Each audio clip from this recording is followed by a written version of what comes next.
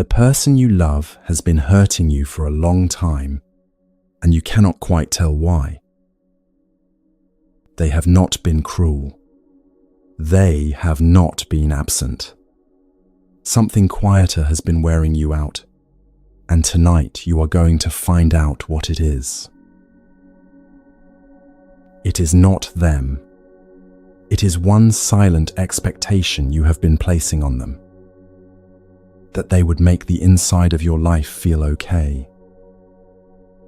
The expectation is the toxic bond running underneath your relationship. Buddhism named this 25 centuries ago. No person can be the inside of another person's life, however much they love you. Tonight the expectation comes off, without becoming hard, without leaving anyone we love. You will see why the same disappointment keeps happening with the person you love, and how to stop it without changing them. You will see why ordinary disagreements have been keeping you awake at night. By the end of tonight, the weight in your chest will be lighter than it is right now. You can lie down for this. Let the shoulders drop, the jaw soften, the breath find its own depth. Wherever in the world you are listening from, it is good to have you here.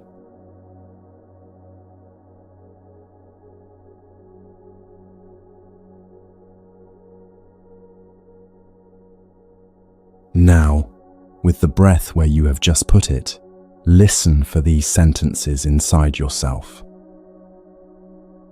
If only they would notice me before I have to point it out. If only they would call first. If only they would say the thing I have been waiting for them to say. If only they would change.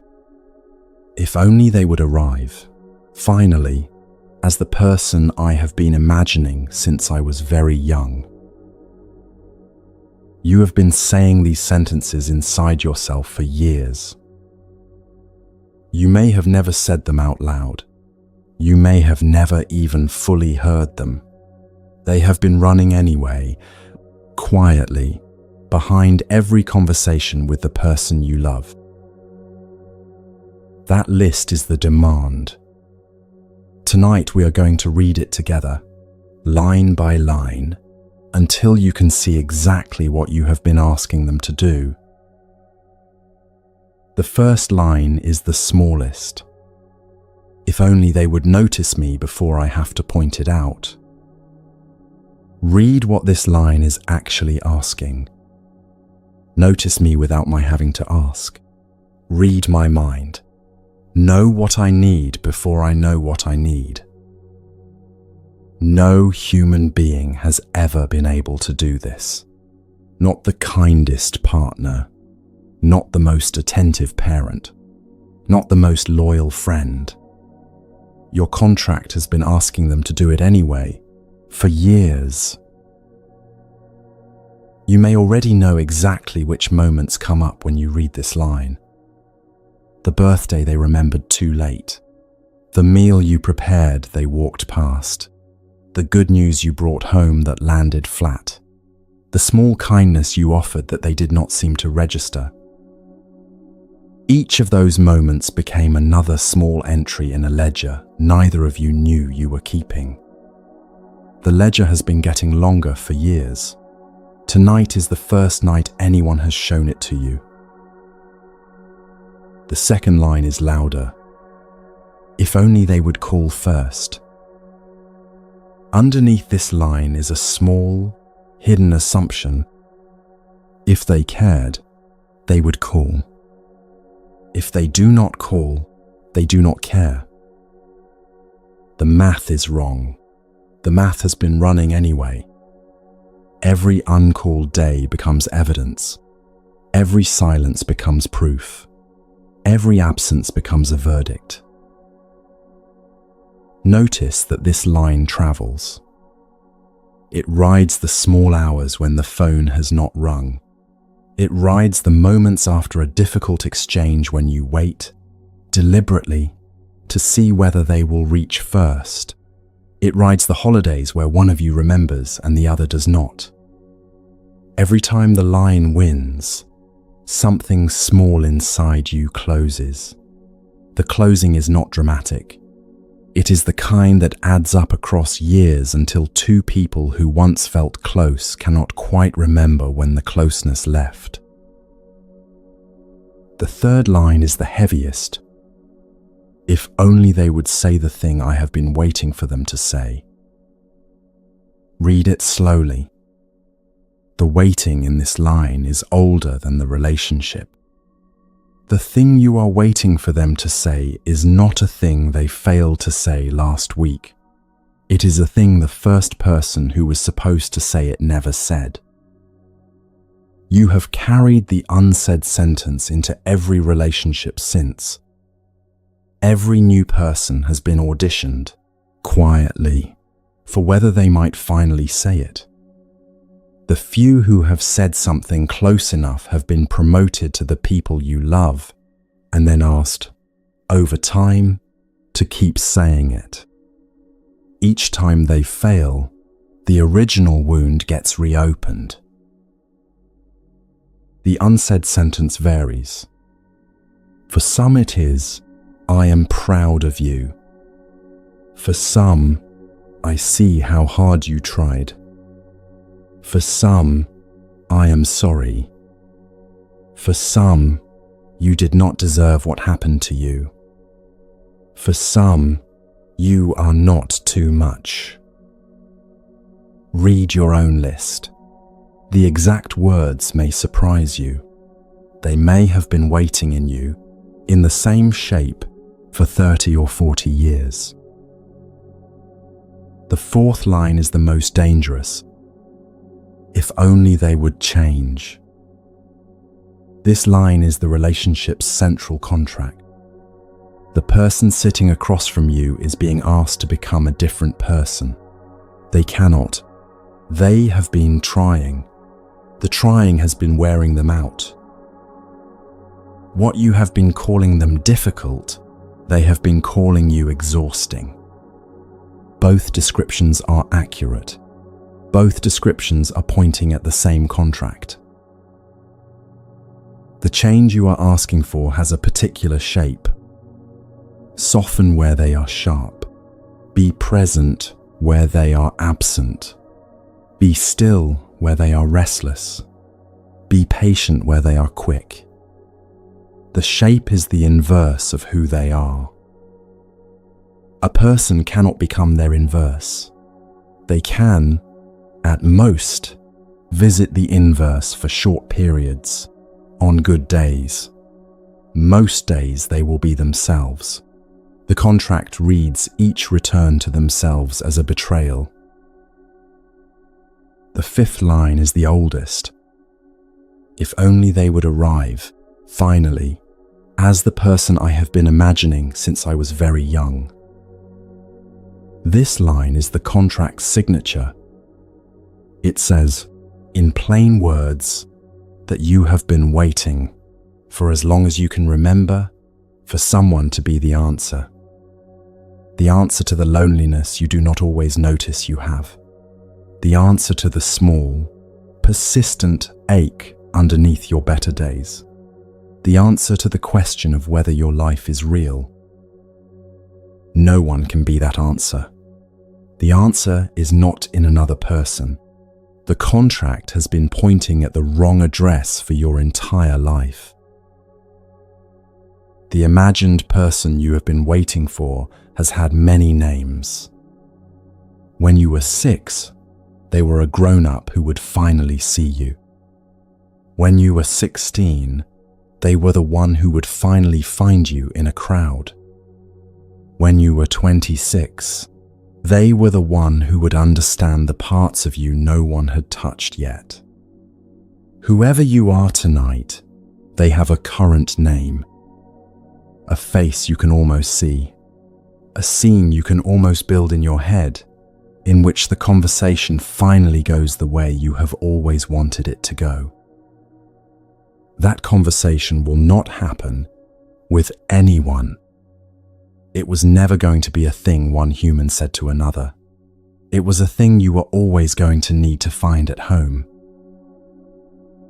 These are 5 lines. Your contract has more. Each life writes its own.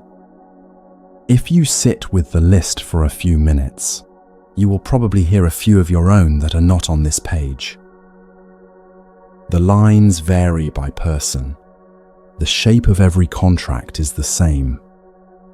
Each line asks one human being to do something only the inside of you was ever supposed to do.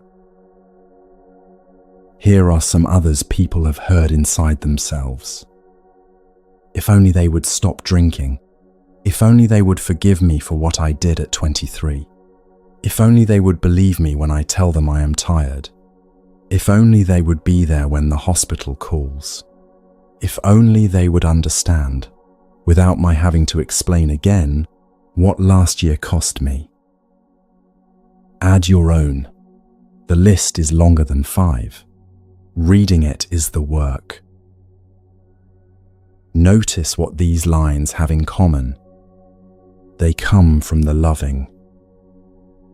Every line on the list comes from the part of you that has, for a long time, believed that if the right person did the right thing in the right moment, something inside you would finally come home. That is the toxic bond. Not what they did to you, what you have been asking them to do for you. Look at the contract in your hand. Look at the person you have been asking to sign it. They have been failing. They have been failing because no human in any relationship has ever been able to be what the contract asks. Not the partner, not the parent, not the child, not the friend, not the colleague, not the stranger you imagined would change everything if they walked into your life on the right Tuesday. The contract was built to fail. Every relationship in your life has been quietly being measured against an impossible document. This is why ordinary kindness so often does not feel like enough. They text back. They show up. They say the kind thing. The contract reads it, compares it to the impossible, and marks it insufficient. The relationship begins to feel toxic.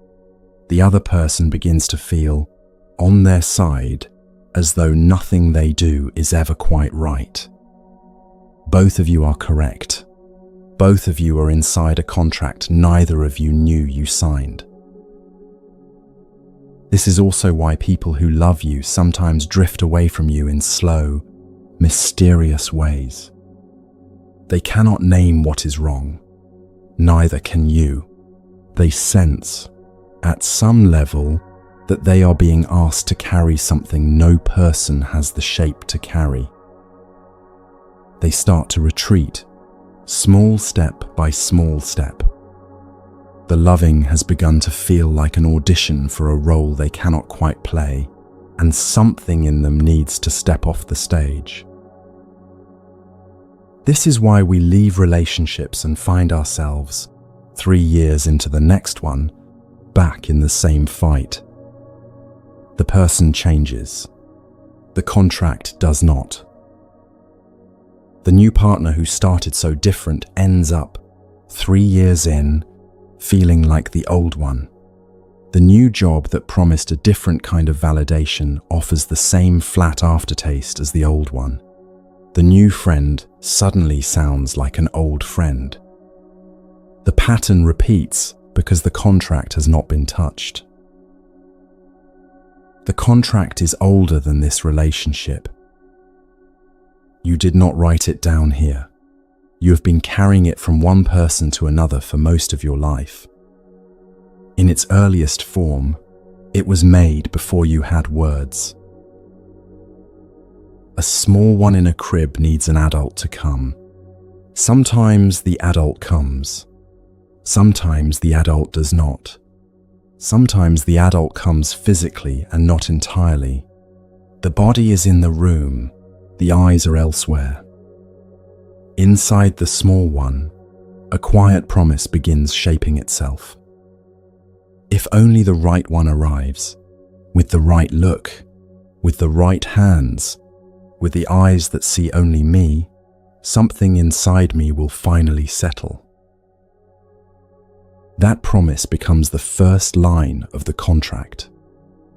It moves with you into school, into your first friendship, into your first heartbreak, into your first job, into the bedroom of your first long relationship. The faces change. The contract does not.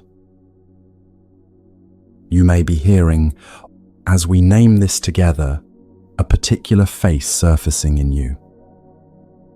The person whose love has felt, for a long time, like it was always 1 inch short of what you needed. The face you have been quietly editing for years, hoping the editing might become reality. Let that face be present. They do not know about the contract. They have been in the relationship the two of you can see. What we are looking at tonight has been hidden under that relationship the whole time.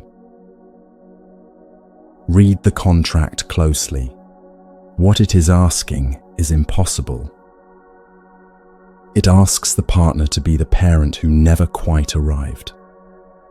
It asks the parent to be the partner who has not arrived yet. It asks the friend to be every absent person from the lonely years. It asks the body to be a stranger to itself. It asks the morning, simply by arriving, to deliver something the morning was never assigned to deliver. No one has signed it. No one knows about it. They have been failing it daily for years because the contract is invisible even to the person holding it. The work tonight is small. We are putting the contract on the kitchen table where you can see it. A contract you cannot see is running you. A contract you can see, you can begin to put down. A contract under fluorescent kitchen light loses most of its power. Yours has been holding court in the dark of you for a very long time. The work of this space is to speak the lines, aloud, in your own voice, until they cannot hide anymore.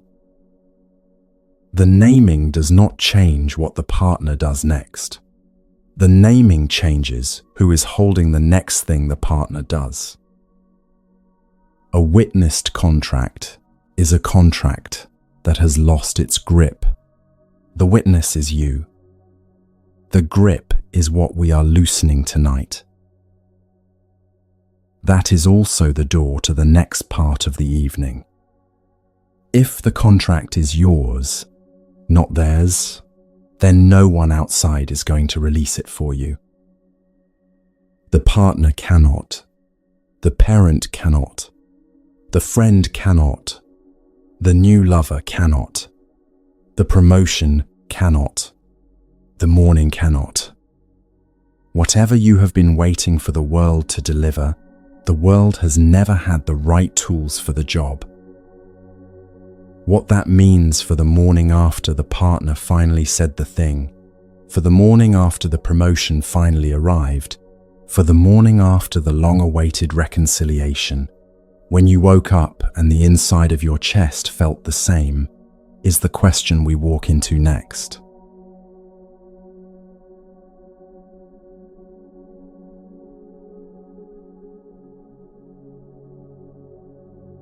Walk into that morning with me. The partner has finally said the thing. Last night, across the dinner table, after years of waiting, they said it. You went to bed expecting tonight to be the night you finally slept differently. You woke up and waited for the great release the contract had been promising, for years would arrive on the morning the right thing finally happened. The release did not arrive. You looked at the partner sleeping next to you. Same person, same room, same body in the same chest, same quiet ache underneath the breastbone. Whatever had been waiting to come home, at the sound of those words, had not come home. This is the morning many people never quite let themselves see. The morning after the promotion lands, the morning after the move into the new house, the morning after the wedding, the morning after the new relationship is 2 months old and the body had been so sure this one would feel different. Each of these mornings, in their own private way, contains the same small, almost unspeakable disappointment. The promotion lands and the office is the same office. The new house is a new house with the same person living inside it. The wedding is over and what is left is 2 ordinary people in a kitchen. The new relationship is now a relationship with all of a relationship's weight. The inside of you, in each case, is unchanged.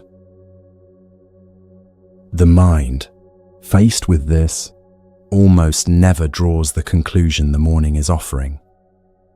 The mind concludes, instead, that the right candidate has not yet arrived. The promotion was not big enough. The partner is not the final partner. The house was the wrong house. The wedding day was beautiful and the marriage will be the real arrival. The mind moves the goalposts because the alternative, at this stage, is unbearable. The alternative is that no candidate has ever been the answer. No candidate ever will be. The whole arrangement has been pointed, the entire time, at the wrong sky. This is the morning the contract loses its case. The contract has been promising you, in plain, unspoken language, that the right arrival would settle the inside of you. The right arrival has now happened. The inside of you has not been settled. The contract has nothing left to argue with. Most people, at this point, do something quiet and devastating. They blame themselves, or they blame the moment, or they conclude, very slowly, that nothing is ever going to be enough. There is a fourth possibility.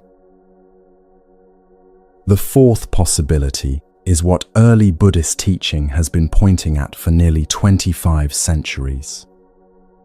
The morning failed because the morning was being asked to do a job no morning can do.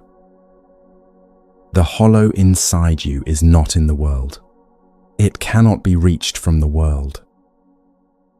Whatever the world brings home, the world cannot, by where it is and where you are, reach the place that is hollow. Sit with that for a moment. If the hollow has a different address than the world, then no arrival is going to reach it. The list of things you have been waiting for is long. The partner is on it, the parent, the promotion, the apology, the new house, the body that finally feels good in clothes, the friend who finally calls, the morning that finally feels different. Every entry on the list has the same wrong address. Look at how the mind has been working all your life. The hollow opens. The mind looks around for something that might match its shape. The mind finds candidates, other people, achievements, substances, relationships, approval, a particular voice on the other end of a phone call. The mind arranges your life around acquiring them. The plan is reasonable on paper. If the hollow has the shape of love, get more love. If it has the shape of being seen, get more being seen. If it has the shape of safety, get more safety. The plan has the structure of arithmetic. Only the address is wrong. The hollow lives one step closer in than anything in the world. It lives inside the looking, in the place from which you are doing the looking. Whatever you bring back from the world is brought back by the part of you that is looking. The hollow is in the looker, not in what is brought back. The list grows over a lifetime. At 7, the candidate was a parent who would finally see the homework laid out on the table. At 14, the candidate was the friend at school who would finally choose you back. At 22, the candidate was the first love who would finally make the long ache stop. At 30, the candidate was a career that would finally settle the question of whether your life was a real one. At 40, the candidate may be a spiritual practice itself, the one that will finally arrive, finally land, finally close the small wound that has been quietly running every list. Each candidate, in its turn, was a sincere attempt by the mind to do its job. Each candidate, in its turn, was looking in the wrong place. There comes a moment, for some people, when the recognition finally lands. It can come on a Tuesday afternoon for no particular reason. It can come the morning after a death. It can come during a long flight, looking at the small clouds below. It can come during a quiet meal with someone you love. The recognition is not dramatic. It is small. It is a quiet, almost embarrassed realization. Oh, no one is ever going to come. No one was ever going to. The arrival I have been waiting for has never been on its way. The waiting has been the cost. The Buddha had a precise word for what has been running this whole arrangement. He called it a thirst. A thirst that cannot be ended by drinking. Drinking, in fact, sharpens it. Each arrival increases the appetite for the next arrival. The mind that has been drinking from the world for 40 years has a thirstier, more sophisticated thirst than it had at 20. The promotion of last year now requires a bigger promotion. The relationship that once felt enough now requires more enoughness. The apology that finally arrived now requires further apologies for the years it took. The thirst grows. It becomes more articulate. Notice the thirst in your own day. It rides the moment you finish your morning coffee and reach for the phone. It rides the half second after a meal when you scan the kitchen for what to have next. It rides the gap between finishing one task and beginning the next. It rides the small, almost unconscious checking of how you feel each time you put something in your body or take something into your eyes. The thirst is asking, in each of those moments, the same quiet question. Did that fix it? Did that fix it? Did that fix it? The answer is always no. The thirst sends the mind looking for the next thing. The looking is the thirst. This is the structure early Buddhism named with great care. The thirst is automatic. It is built into a mind that believes the hollow has an outside address. No willpower can exhaust this thirst. No achievement is large enough to satisfy it. No partner is beautiful enough, kind enough, attentive enough to satisfy it. The arithmetic does not work because the equation is set up wrong. If you have ever wondered why people who appear to have everything sometimes take their own lives, this is one place the question opens. The thirst is invisible from the outside. A life that looks full on paper can be the thirstiest life of all, because each external arrival adds another candidate to the list of things that should have worked and did not. The list grows long. The hollow stays the same shape. Eventually, some people stop trusting any candidate at all. For most of us, the experience is quieter. A flatness in the afternoon, a particular hour of the evening when the chest aches without any specific reason, a vague unwillingness to enjoy the things that, by every measure, we should be enjoying. A small, persistent suspicion that something has been promised and is taking too long to arrive. That suspicion is the thirst. Naming it does not make it disappear. Naming it changes what we think the thirst is asking us to do. The thirst is asking you to look at the location of the cup. Here is the small, very strange mercy. If no outside thing can ever fill the hollow, then no outside thing has the power to remove the hollow either. The partner who left did not take the hollow with them. The promotion that was given to someone else did not take it with it. The apology that never came did not deepen what was already there before they failed to apologize. The hollow has been with you the entire time, regardless of the world's behavior, which means the world cannot make it worse, which means you are, in a way you may never have noticed, already free of the world's verdict on you. Notice what this means in practice. The friend who stopped writing did not take the inside of you with them.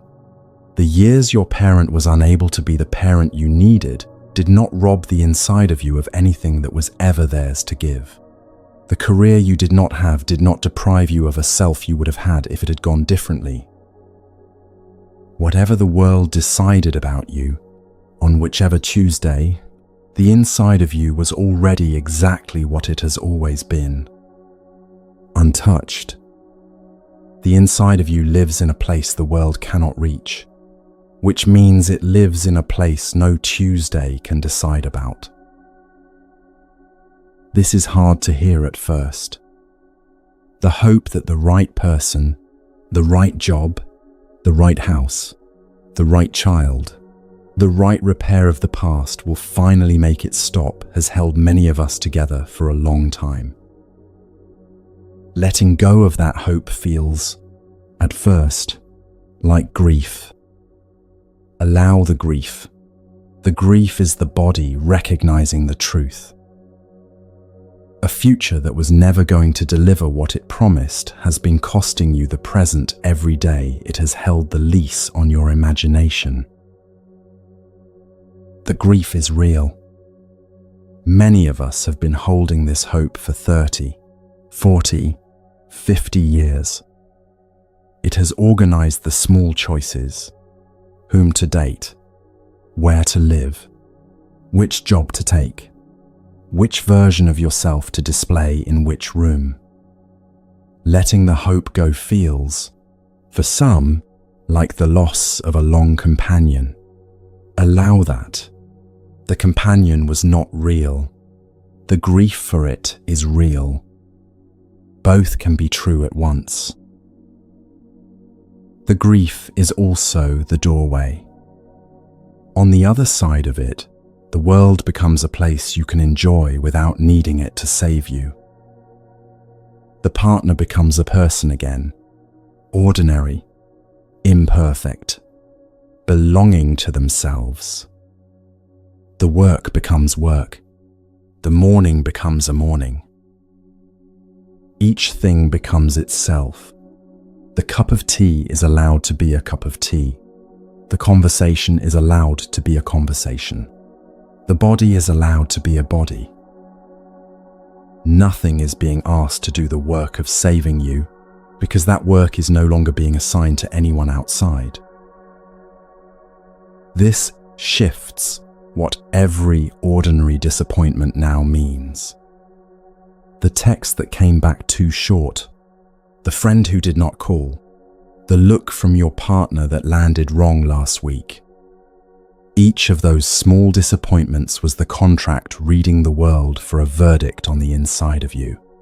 The contract has been doing this every day, all day, for as long as you can remember.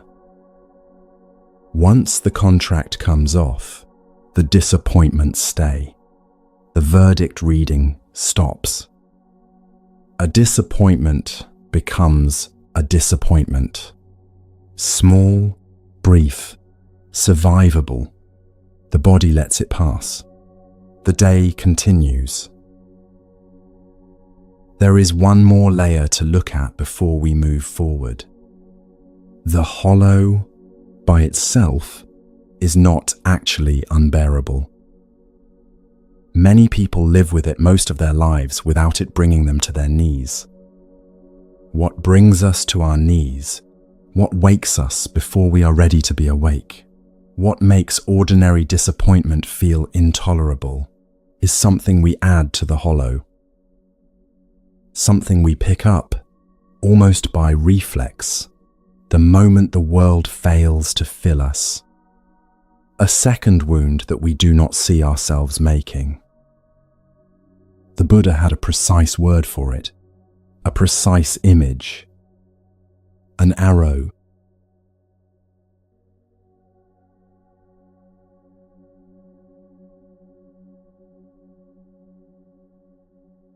Look at your hand for a moment.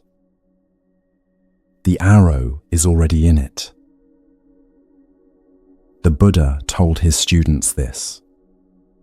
An ordinary person, when struck by a painful feeling, grieves, laments, beats the chest, falls into confusion. That person, said the Buddha, feels two pains at once. The pain that landed, and then a second pain, as if shot by a second arrow. The first arrow is the world's. Bodies are tender, hearts are tender, lives are full of small, sharp moments that strike without our consent. The phone call no one wants, the diagnosis at the wrong age, the partner who has changed in a way you did not see coming, the friend who turns out to have been carrying something you had not noticed. First arrows fly through every life. No practice prevents them.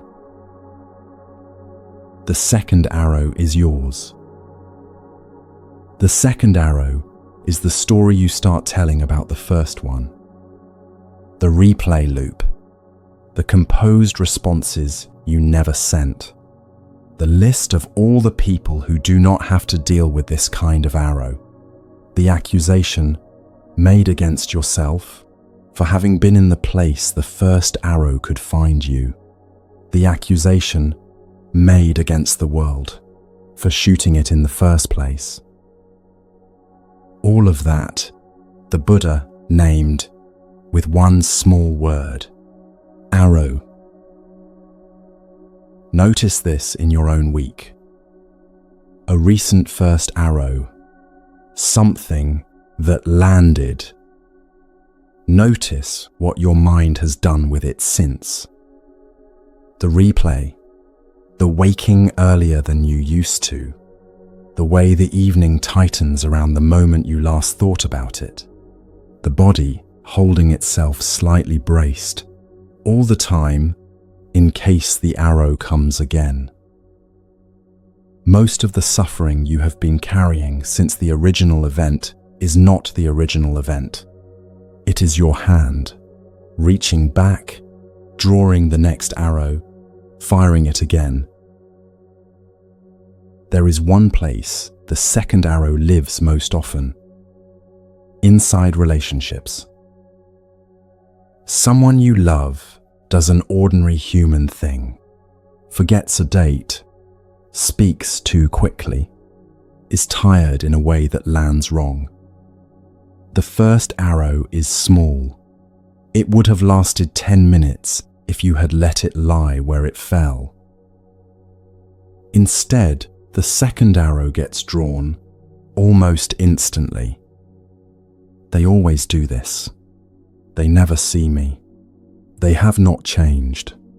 They will never change. This is who they really are. The arrow lands in your own chest first.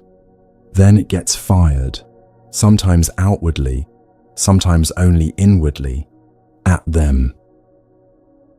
By the time you have finished firing, the small original moment has been turned into something the relationship will carry for a week, maybe a year, maybe forever, if the arrow is allowed to keep its course unobserved.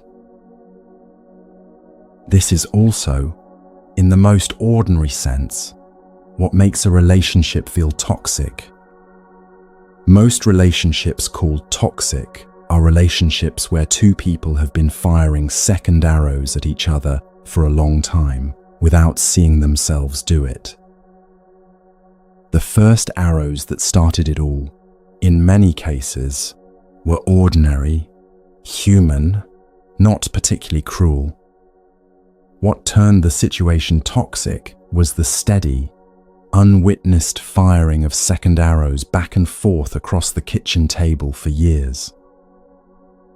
Some couples, at this point, separate. Some, very quietly, begin to put their bows down. Sometimes only one of them does. Sometimes that is enough, over time, for the other to begin doing the same. You may already know which version of this is in your own relationship. The argument that has been the same argument, with different details, for the past 5 years. The night when one person finally said the thing both of you had been silently rehearsing, and the next 3 weeks were spent firing arrows at it from inside your own heads. The Sunday phone call with a parent that has, for as long as you can remember, ended the same way, with both of you tired and slightly hurt and unable to say why. Those long-running difficulties have rarely been about the original first arrows. They have been about the steady, daily firing of second arrows that no one ever named. Something quiet happens when one person in a long relationship begins to put their bow down. They do not always announce it. The other person sometimes notices, sometimes does not. What changes is that the small wars in the kitchen stop having two combatants. One of you fires, the other does not return fire. The arrow falls in the middle of the floor, and the room is very quiet for a few seconds. Over months, the small wars get smaller.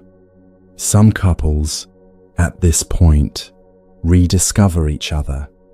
Some, with great kindness, realize they have been at war over arrows neither of them was actually firing, and the marriage was always a relationship.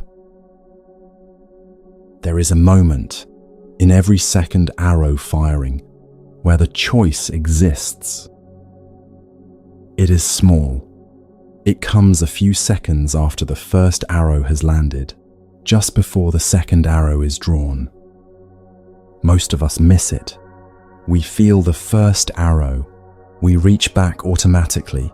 The second arrow is already in flight. The work right now is to begin noticing the moment is there. The first time you catch yourself reaching for the second arrow, the catching is small. You will fire the arrow anyway. What changes is that, very quietly, you have begun watching yourself fire it. Watching is the beginning of stopping. Imagine the next time it happens. Someone you love says something that lands wrong. The first arrow just hit. Your shoulders are already rising. The story is already beginning to write itself. They always do this. In the half second between the first arrow landing and the second arrow being drawn, a small voice notices. Oh, here it is. The second arrow is in my hand. The voice is small. The voice does not stop the arrow. The voice changes who is holding the arrow.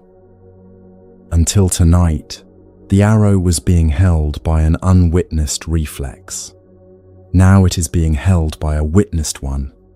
A witnessed reflex, over time, becomes a slower reflex. A slower reflex, eventually, becomes a choice. The second arrow has a particular feel in the body.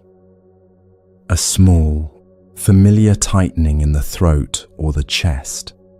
A bracing in the shoulders that comes too quickly to be the first arrow's doing. A jaw that locks before you have decided to be angry. A fist that closes inside the pocket. Each of these is the body recognizing a movement it has done 1,000 times. The body has learned the shape of the second arrow as well as any habit you have. Drawing the bow, notching the arrow, pulling back, firing, all in less than a second. Slowing this down is itself a kind of practice. Even a half second of awareness inside the firing changes the firing. There is a particular hour of the day when most second arrows get fired. The hour varies by person. Some of us fire them in the shower at the end of a long day. Some on the walk between the desk and the kitchen. Some in the gap between waking and getting up. Some during a meal we are not really tasting. Notice, over the next week, when your particular hour is, notice what the second arrow tends to look like in your hand, whose face it is aimed at, whose words it is rehearsing against, what story it tries to write into your evening. The noticing is the practice. Nothing else is required tonight. The remarkable thing about second arrows is how many of them are fired at people who are no longer in the room. Sometimes the people are no longer in your life at all. A parent who died 15 years ago. A friend who moved continents and stopped writing. A first love whose face you can still see when you close your eyes. A version of yourself you have outgrown. The second arrow does not need the original target to be present. It can be fired, for years, at a memory. Some of the heaviest second arrows in any life are aimed at memories the original first arrow shooter would not even remember. You probably already have a face in mind. A parent who said something at a family dinner you can still play back word for word 20 years later. A teacher whose offhand comment in front of the class is still one of the heaviest sentences inside you. A first love whose final message you have read, over the years, hundreds of times. The first arrow landed once. The second arrow has been fired, at the memory, on hundreds of evenings since. The teacher does not remember the comment. The parent died unaware they had said anything that mattered. The first love has gone on to live a life you have no part in. The arrow has continued to fire anyway, at a target that has been gone for years. This is one of the gentler and more painful recognitions in the teaching. The person you have been hurt by, in many cases, stopped hurting you a long time ago. What has been hurting you since is your hand, reaching back into the past, drawing the next arrow, firing it again. The first arrow has long since fallen on the ground.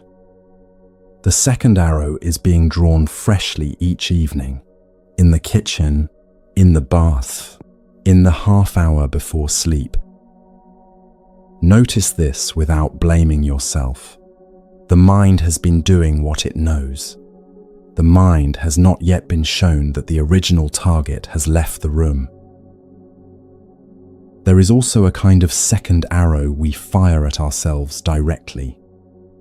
The shame loop, the list of moments we wish we had handled differently, the voice that catalogues our small failures across the day, the accusation that we should have known, should have asked, should have left, should have stayed. The first arrow, in these cases, was a moment of being human in a difficult situation. Everything since has been the second arrow. Notice, with the same gentleness, when this version is in your hand. Watch this version closely tonight. It does not always feel like an arrow. It can feel like the truth about who you are. The voice that says, I should have left earlier. I should have spoken up. I should have known. I should have been kinder. I should have been less. I should have been more. Each of those sentences, read closely, is a second arrow. Each one is being fired at a version of yourself that no longer exists, a version that did the best it could with what it had at the time. The version that did the thing has long since walked out of the room. The arrow is being aimed at the empty chair where they were sitting. There is a version of the second arrow that fires before any first arrow has landed. The preemptive arrow. It looks like this. You are about to call a parent who has often said the wrong thing on the phone. Before they pick up, you have already drawn an arrow against what they are likely to say. By the time they say hello, the arrow has already been fired at a sentence they have not yet spoken.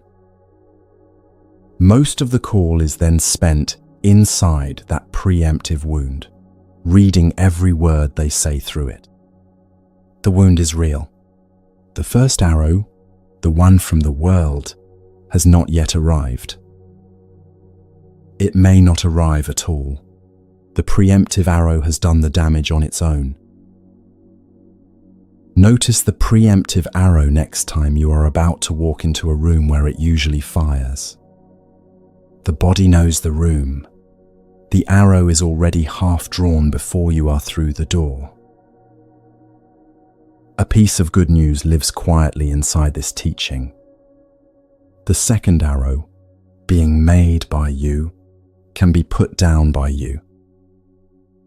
The first arrow is the world's. The second arrow is yours. What is yours can be released. The release does not require the world to apologize. It does not require the original shooter to take their arrow back. It does not require the past to be different than it was. The release happens at the level of the hand that has been drawing the second arrow, evening after evening, for years. That hand is yours. It can stop drawing. Tonight, you do not have to never fire a second arrow again. What you can do tonight is begin to notice the moment your hand reaches for one. The notice is the practice. The hand, seen, begins to slow. The arrow, seen, sometimes does not get drawn at all. Sometimes it still gets drawn, and you watch it leave, and the watching is itself a kind of release. Even an arrow that lands is less catastrophic when you have seen yourself fire it. Look back across the past 5 or 10 years. Notice how many of the heaviest things you have been carrying are first arrows. Notice how many are second arrows. The first arrows were the events, the losses, the arguments that ended badly, the moments the world did something the body did not want it to do. The second arrows have been the years afterward, the replays, the unfinished sentences, the way certain rooms in your house still feel slightly heavier than other rooms because of what was said there once, long ago. The first arrows are countable. The second arrows have been continuous. Most of what you have called your difficult years has been the second arrow kept in flight by your own quiet hand. There is one more thing worth saying about the second arrow before we move on. The second arrow is fired most often at very specific places in the day. 8 specific places, as the early teachers came to recognize. 8 winds that blow through every ordinary day, moving the heart back and forth between elation and ache, hope and disappointment.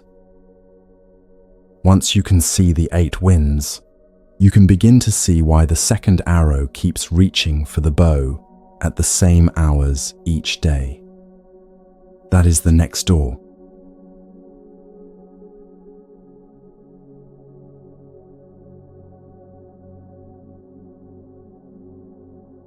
The second arrow does not reach for the bow at random.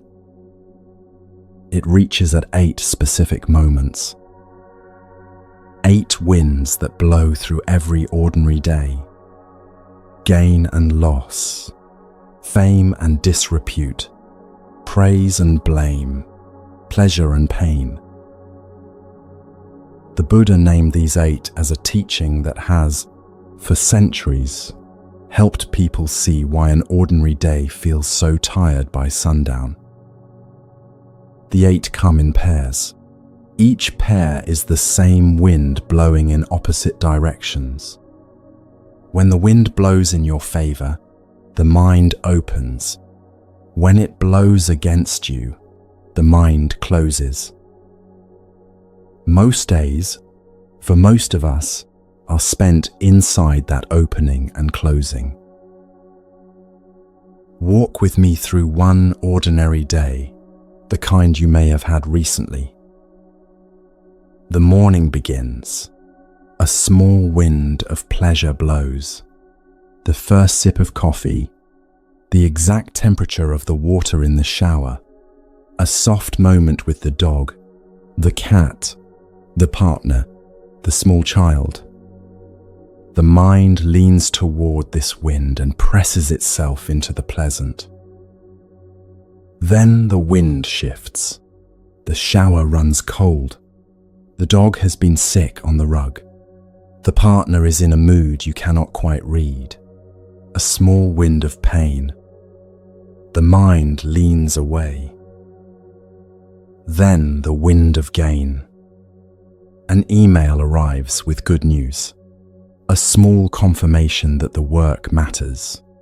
A pay rise. A new opportunity. A friend reaching out unexpectedly. The mind leans into the gain and lifts a little. Then the wind of loss. An email from someone who has decided not to. A bill larger than expected. A friend who did not reach out the way you needed. A subscription you forgot to cancel. The mind leans away. Then the wind of praise. A small comment on something you made. A look across the room at a meeting that says, "Good work." A child who tells you, without any cause, that you are kind. The mind opens slightly, warms, stretches toward the wind. Then the wind of blame, a criticism in a voice you respect, an offhand remark you cannot stop turning over, a look that lingered a half-second longer than it should have. The mind closes, the body braces, the blame becomes, for the next several hours, the center of the day's gravity. Then the wind of fame, in its small, ordinary form. Someone seems to know your name in a place you did not expect. A friend mentions you to someone you do not know in a way you can sense even from a distance. A small notification of recognition. The mind catches it like a small leaf. Then the wind of disrepute, the whisper that did not include you, the conversation that paused when you walked in, the sense, sometimes accurate and sometimes only imagined, that you have been spoken about and not in your favor. The mind tightens around this wind for the rest of the afternoon. Sit with the day described and notice what was happening underneath all of it. The mind was leaning, for most of the day, in 8 directions, sometimes within a single conversation. A morning that started with pleasure had, by mid-afternoon, turned into a long catalogue of leaning. The day's actual content, measured by what was happening in the room, may have been quite small. The day's experience, measured by how much the mind was moved, was vast. This is how a life can feel exhausting without ever being, on paper, particularly demanding. The body has been bracing in 8 directions all day. By evening, the body is tired in a way that has nothing to do with what the body has actually done. The body is tired from a day of leaning. This is the trial that has been running underneath every ordinary day. Praise arrives and the mind reads, "The verdict is good." Blame arrives and the mind reads, "The verdict is bad." Gain and the world is letting me stay. Loss and the world is asking me to leave. Each ordinary wind has been arriving as evidence in a trial about whether you, in your basic existence, are allowed. The trial never reaches a verdict because the trial is endless. Every wind is fresh evidence. Every day is a new hearing. Look at the back of your neck for a moment. Look at the small pile of work that has accumulated there over the years from doing this. The shoulders that learned to brace whenever the wind shifted. The jaw that learned to lock before the next exchange. The chest that learned to close for safety the moment a wind of blame began to gather. None of these were chosen. All of them were intelligent responses to a life lived inside an endless trial. The body has been trying to protect you for years from something that was never actually happening. The wind is weather. The body has been treating it as judgment. Once seen, the bracing softens across many slow months. Look closely at the relationships that have hurt you most. Many of them, if you let yourself see clearly, are relationships in which the 8 winds have been blowing very hard. The partner who praises and then blames, often within the same conversation. The parent who confers fame and disrepute by the way they speak about you to others. The friend who can give an enormous gain of attention and an enormous loss of it from one week to the next. The relationship feels toxic because it is the place where these 8 winds have been blowing at their strongest. What we have been trying to manage, in many cases, is not the person, It is our exposure to all 8 winds at maximum strength inside a single intimacy. The early teachers had a particular instruction for this, and it is gentler than it sounds. Let the 8 winds blow. Do not lean. Stand the way an old tree stands, with roots deep enough that the wind moves the leaves and not the trunk. The wind will continue. Praise will arrive, sometimes from people you respect, sometimes from people whose praise you do not need. Blame will arrive, sometimes deserved, sometimes carrying someone else's weather. Gain and loss will alternate the way they alternate in every life. Pleasure and pain will trade places, often within the same hour. The teaching is to feel the leaves move and let the trunk stay where it is. A practical way to begin is small. Notice, across one ordinary day, when each of the 8 winds blows. Each time praise arrives, notice the lift in the chest. Let the lift be there. Do not chase it.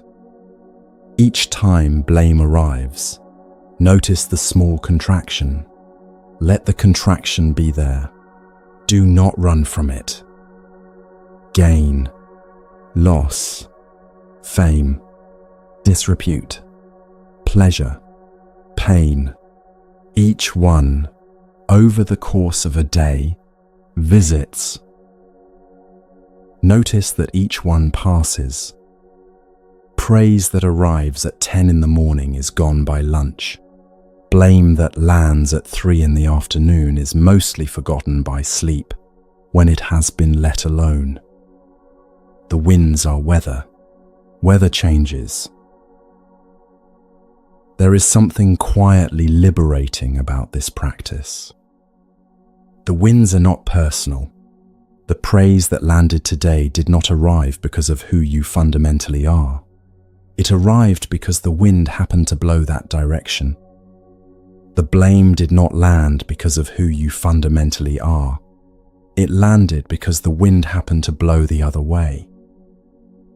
Most of what we have taken personally, in the deepest sense, was just the weather of the 8 winds blowing through whatever rooms we happen to be standing in. There is a second use for this practice. Once you can see the 8 winds blowing through your own day, you can begin to see them blowing through someone else's. The partner who arrived home in a cold mood is not, in that moment, a verdict on your worth. They are standing in the wind of pain or the wind of loss or the wind of blame, picked up from somewhere across their day, and the wind is moving through their leaves. Most evenings in long relationships, we have been treating each other's weather as a verdict. When the partner is silent at dinner, we have read silence as a verdict on us. The silence, often, was the wind of a difficult email, the wind of a body that did not sleep well, the wind of a small, unrelated grief. The verdict was not in the silence. The verdict was in our reading of the silence. Watch one ordinary evening with someone you love through this. They walk in tired. The wind of pain has been blowing on them all day, from sources they cannot name. You read the tiredness as a verdict on you. You feel the wind of blame moving in, from inside your own chest. Your shoulders rise. Your tone shortens. They feel a wind of blame coming back at them now, from your direction, on top of whatever wind they were already standing in. Their tone shortens. A small, difficult evening has been built, in less than 3 minutes, entirely out of weather neither of you generated on purpose. Most of the small wars in long relationships have this shape. 8 winds, blowing through 2 people, read by both of them as verdicts. The same applies to the praise the partner gives you on a good evening. The praise is real. The praise is also weather. They are standing, in that moment, in a wind that allows the praise to come easily. Tomorrow's wind may not. When you can hold both truths, the praise lands without becoming the floor of your day, and its absence tomorrow does not become the ceiling. Notice the 8 winds blowing through you, not only from outside. The wind of self-praise, when you do something well and the mind quietly preens. The wind of self-blame, when you do something poorly and the mind catalogues it. The wind of personal gain, when the body tightens with small satisfaction. The wind of personal loss, when the body tightens with small grief. Half of the 8 winds you encounter today will not arrive from anyone outside. They will arrive from inside your own commentary on yourself. The same instruction applies. Let those winds blow. Do not lean toward the praise. Do not run from the blame. The trunk that stays still inside your own commentary is the same trunk that stays still inside the world's. There is a particular small moment to watch for over the coming weeks. The first time you feel a wind of blame arrive and notice that the trunk did not move. The leaves moved. The chest tightened a little. The familiar reading of the wind as a verdict began to write itself. The deeper part of you, the part that lives lower than the leaves, stayed where it was. It is small the first time it happens. It can pass before you notice it. Notice it the second time. A body that has felt the trunk stay still once knows something it did not know before. A second time confirms it. A third time, the body begins to trust that the trunk has been there the whole time. Try this tomorrow, across one quiet hour. Track the 8 winds the way a person watches the actual sky. Wind from the east, wind from the west, wind from somewhere unexpected. The watching does not stop the wind. The watching stops the leaning. Over time, a kind of quiet returns to the body that you may not have felt for years. The quiet of a tree that is not being uprooted by every gust. The quiet of leaves moving on their own, while the trunk holds where it is. The day that confirms the practice is usually small. A morning when a parent says something across the breakfast table that would have ruined the day a year ago. This morning, the body still feels the small contraction. The mind still begins the familiar reading. Something else happens too. The deeper part of you watches the contraction without doing anything about it. The deeper part of you reads the reading without believing it. 20 minutes later, you are walking the dog, and you notice that the morning is no longer the center of the day. The wind blew. The leaves moved. The trunk stayed. Life continued. Over time, the practice begins to change the small movements of the body in a room. You walk into a difficult conversation and the body does not brace the way it used to. You stay in the conversation longer than you used to because you are not rehearsing your defense the entire time. The other person feels the difference, often without knowing what they are feeling. Something has eased between you, without either of you having to do anything to ease it on purpose. Some evenings, perhaps for the first time in years, there is room in the silence for both of you to simply be tired together. Some listeners, hearing this, begin to feel a quiet, uncomfortable worry. If I stop leaning, Will I become hard? Will I become indifferent? Will I no longer be moved by the praise of someone I love, by the loss of someone I have lost, by the small pleasures of an ordinary day? The worry is honest. The worry has a face. Most of us know someone who let go of a difficult relationship and came back from it harder, smaller in the room, less present in it. The worry asks whether stopping the leaning has the same shape as that hardness. The worry deserves an honest answer. We will give it one before this evening is over.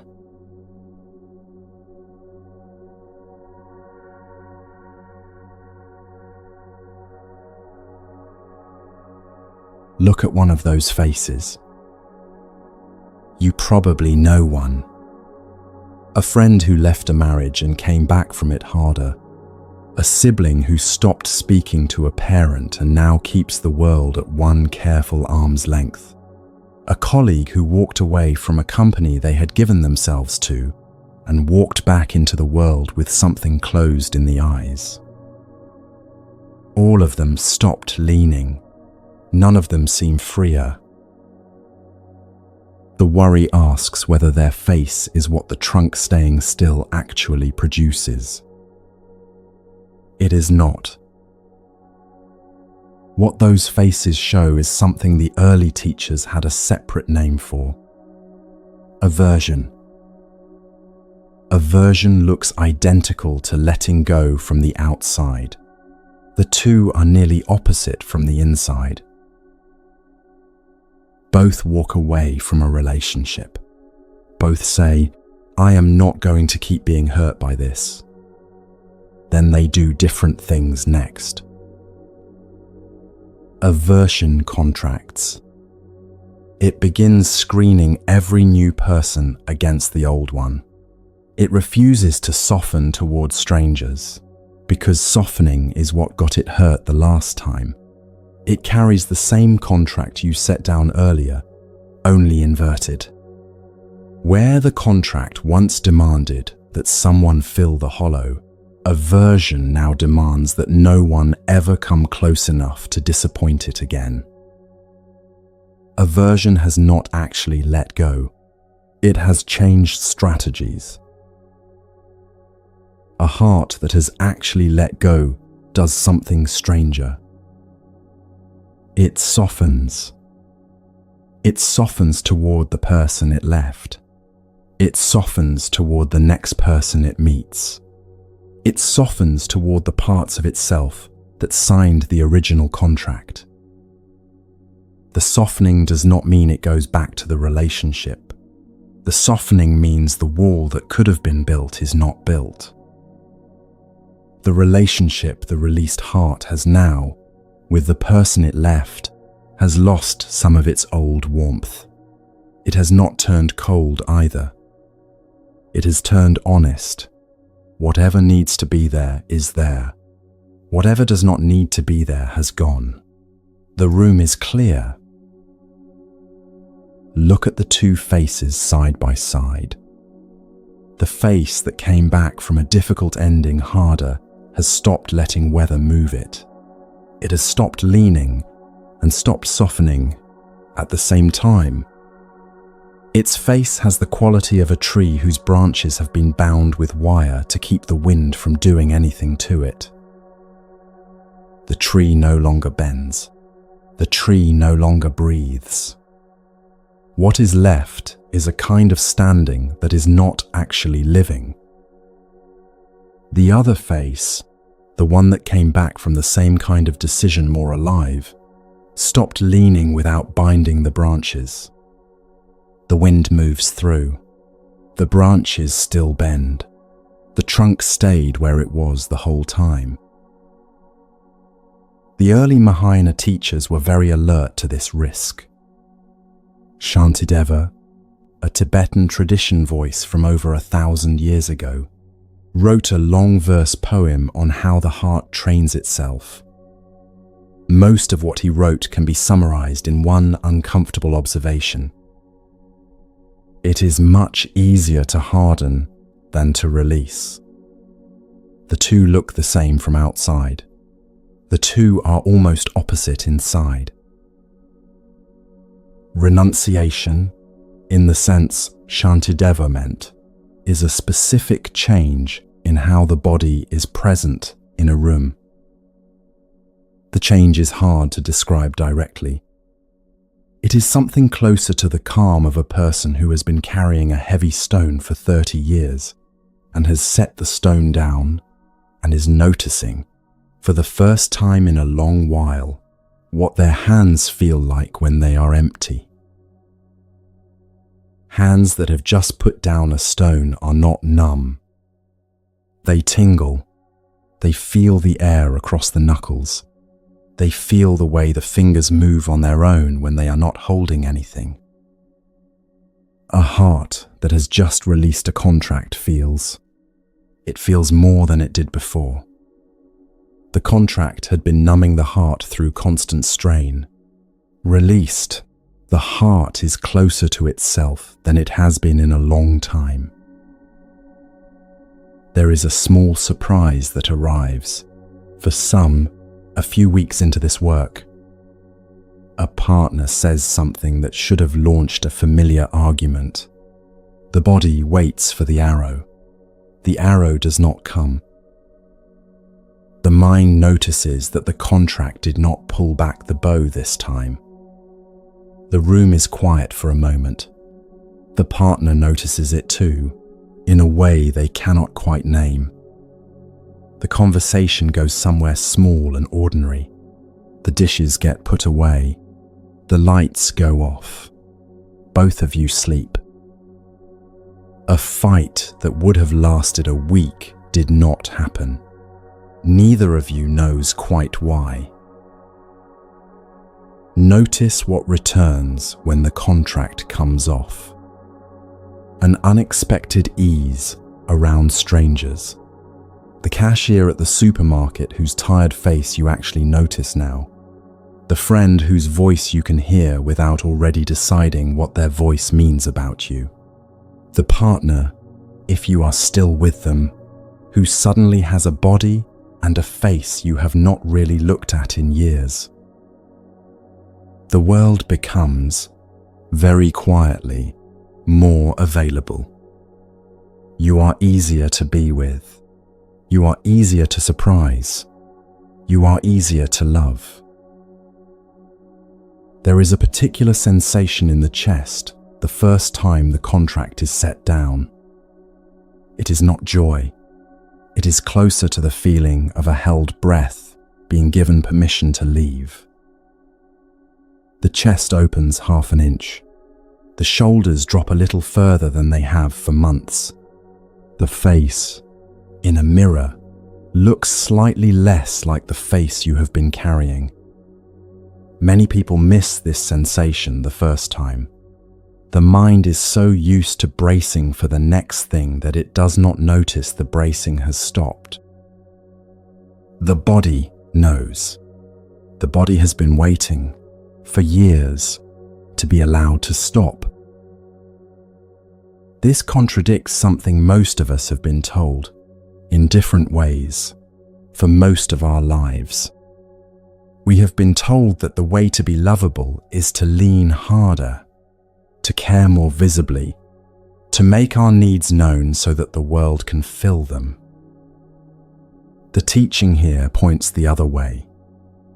The way to become lovable is to stop demanding that anyone make you feel real. When the demand comes off, something underneath the demand becomes visible. The actual person, the one who has been hidden behind the contract for years. That person turns out to be more interesting than the one who was always reaching. Other people respond to the actual person, often without being able to say why. The relationship most likely to change first is the one you live with. The partner across the dinner table, the flatmate who shares a kitchen, the parent who calls every Sunday, the adult child who comes home for the holidays. Whatever you have been quietly demanding of them has been the flaw of the relationship. When the demand comes off, the flaw changes. They feel the change before they understand it. A small softness enters their shoulders when you walk into the room. Their voice, when they speak to you, has half a second more space in it than it used to. The relationship has been slightly, almost imperceptibly, de-escalated. Neither of you has done anything dramatic. The contract has been quietly amended on your side of the table. Notice what happens to the people you have already left. They become the people they actually were, not the cast the contract had given them. Some you grieve more honestly. Some you forgive more easily. Some you remember with a warm gratitude you did not have before. There is a verse in Shantideva's poem that says, in essence, that whatever happiness exists in the world comes from wishing others to be happy, and whatever suffering exists in the world comes from wishing oneself to be happy. This sounds backwards at first. Reflect on that once more, with that earlier contract in mind. Wishing oneself to be happy, the way the contract has been wishing it, is the demand that the world fill the hollow. That demand has been the source of most of our suffering.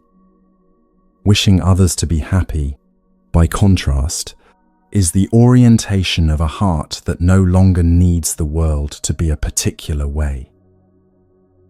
A heart that has stopped demanding becomes, almost without trying, a heart that wishes well to whatever is in front of it.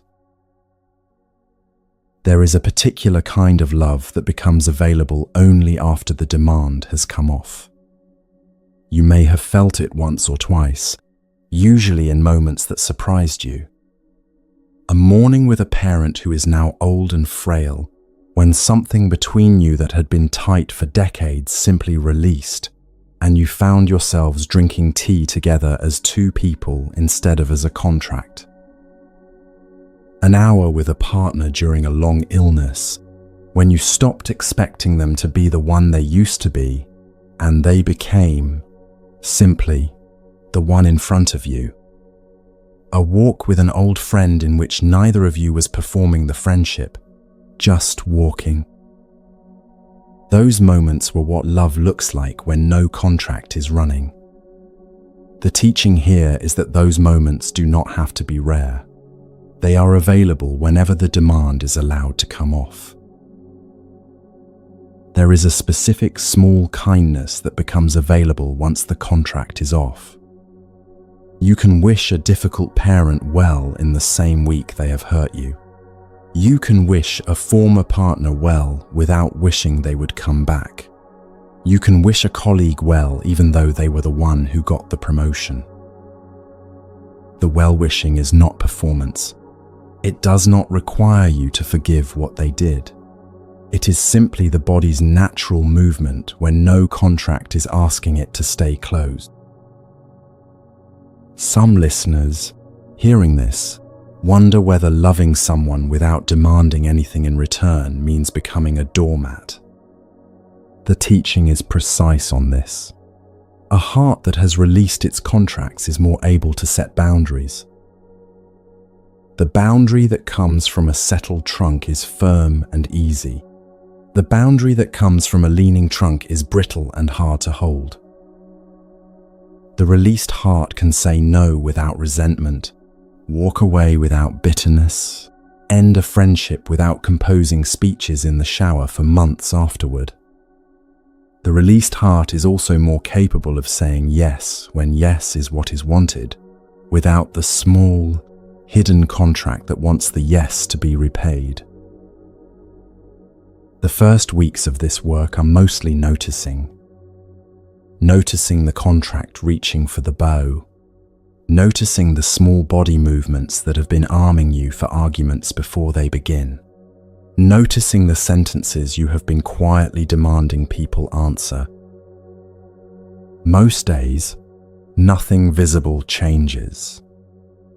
By the third or fourth week, something quieter shifts. A morning arrives where the partner says the wrong thing and you do not spend the next 40 minutes inside the wound it would have made a year ago. You make breakfast. You go to work. You come home. The morning was not perfect. The morning did not ruin the day. That is the first concrete change. What people in your life notice when this shift begins in you is hard to describe. They cannot name it. Usually, they might say something like, "You seem different. You are easier to be with. Something has loosened." What they are noticing is the absence of the contract that they did not know they were signing every time they were in the room with you. They had been carrying half of the contract on your behalf for years. The day you stop offering them the contract, they relax in your presence in a way you have not felt them relax before. Many close relationships are healed, partially or wholly, by one person quietly stopping the renewal of the silent contract that had been governing the relationship. The shift is small in any single evening. Across a year, it can change the entire shape of a life. The face, over months, begins to soften. The shoulders learn what it is to sit at their natural height. The breath stops being a thing you have to monitor and starts being a thing that simply happens. People who have not seen you in a while say something has changed. You yourself, looking back at photographs, notice that the person from 2 years ago looks slightly braced in a way you no longer are. The bracing has come off. The trunk has stopped leaning. The leaves are still moving with the wind. You are still alive in every direction. What is gone is the small, exhausting hope that the wind would do something it cannot do. You may already know what this contract has cost you. The friendships you ended too early, the partners you exhausted by asking them to be the inside of your life, the years of small mornings spent mostly inside the contract, not inside the morning. Once seen, the cost stops compounding. The contract stops generating new costs each evening. A practical question lives quietly underneath all of this. If renunciation is not leaving the world, if the trunk stays where it is and the leaves keep moving, what does that look like in practice? What does an ordinary Tuesday afternoon become? Once the demand has come off, what does the bill in the post become? The difficult email, the phone call you have been putting off, the body that is sometimes in pain. How do we use the things of the world without asking them to save us? Buddhism has a particular, small, deeply practical image for this. A raft. We will look at it together.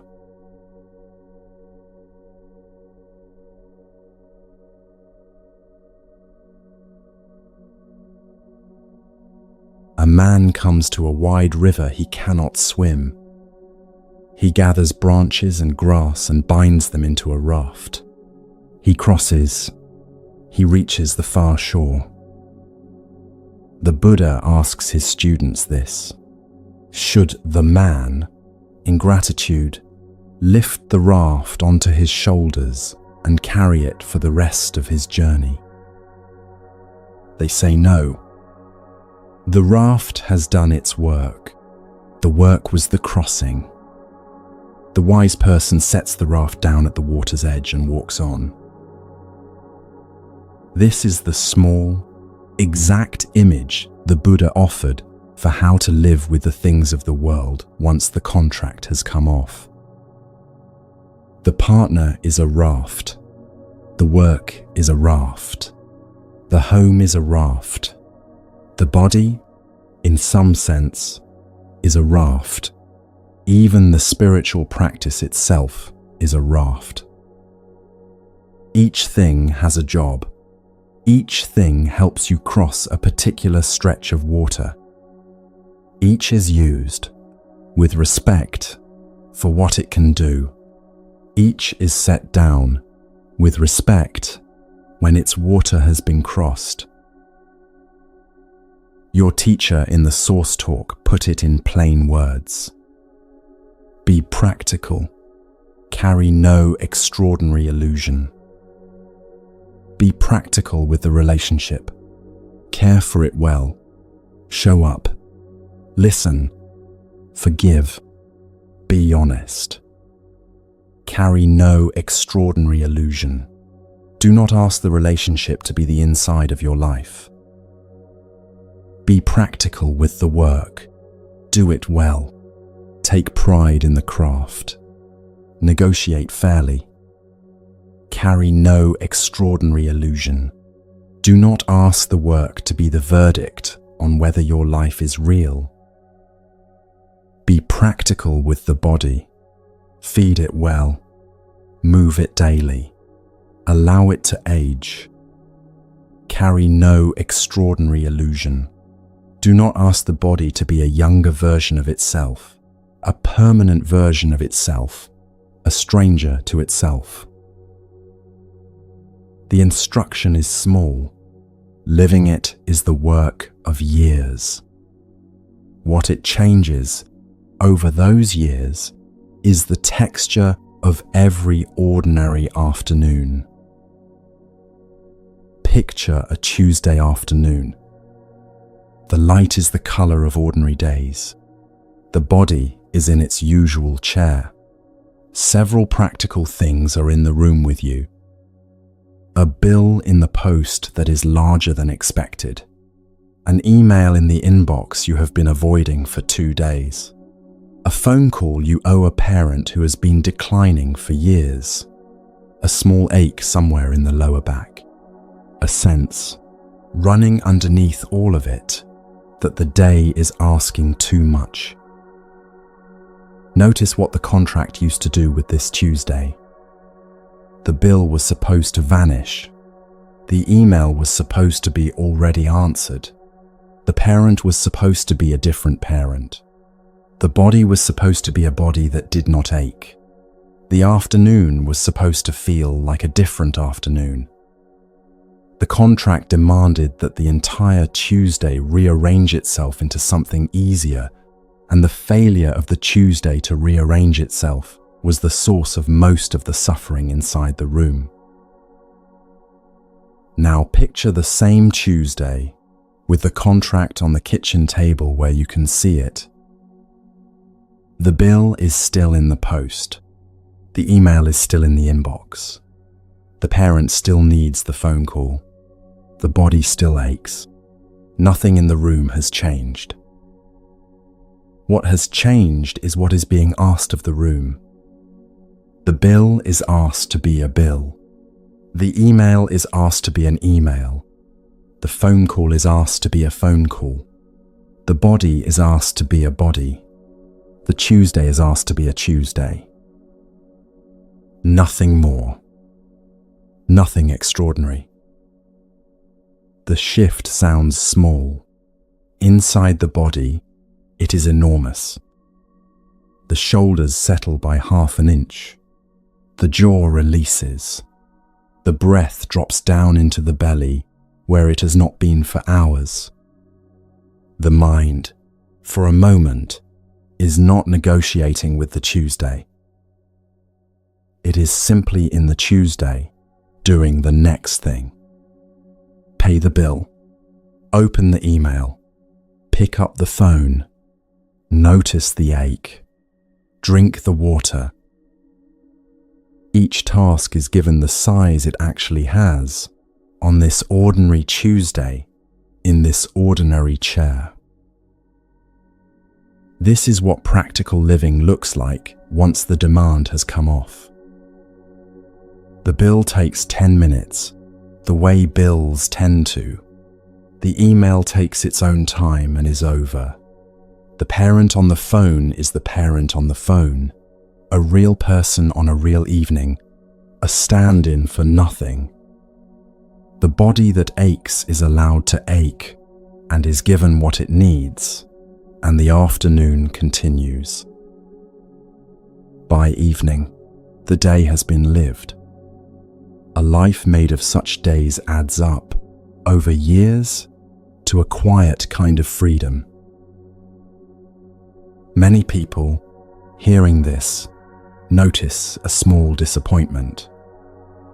They had been hoping for something more dramatic, a peak experience, a breakthrough, a transformation that would lift them out of the ordinary into something glittering. The teaching here is more modest and harder. The freedom is in the Tuesday becoming, finally, a Tuesday. The bills, the emails, the phone calls, the small bodily aches becoming, finally, just themselves.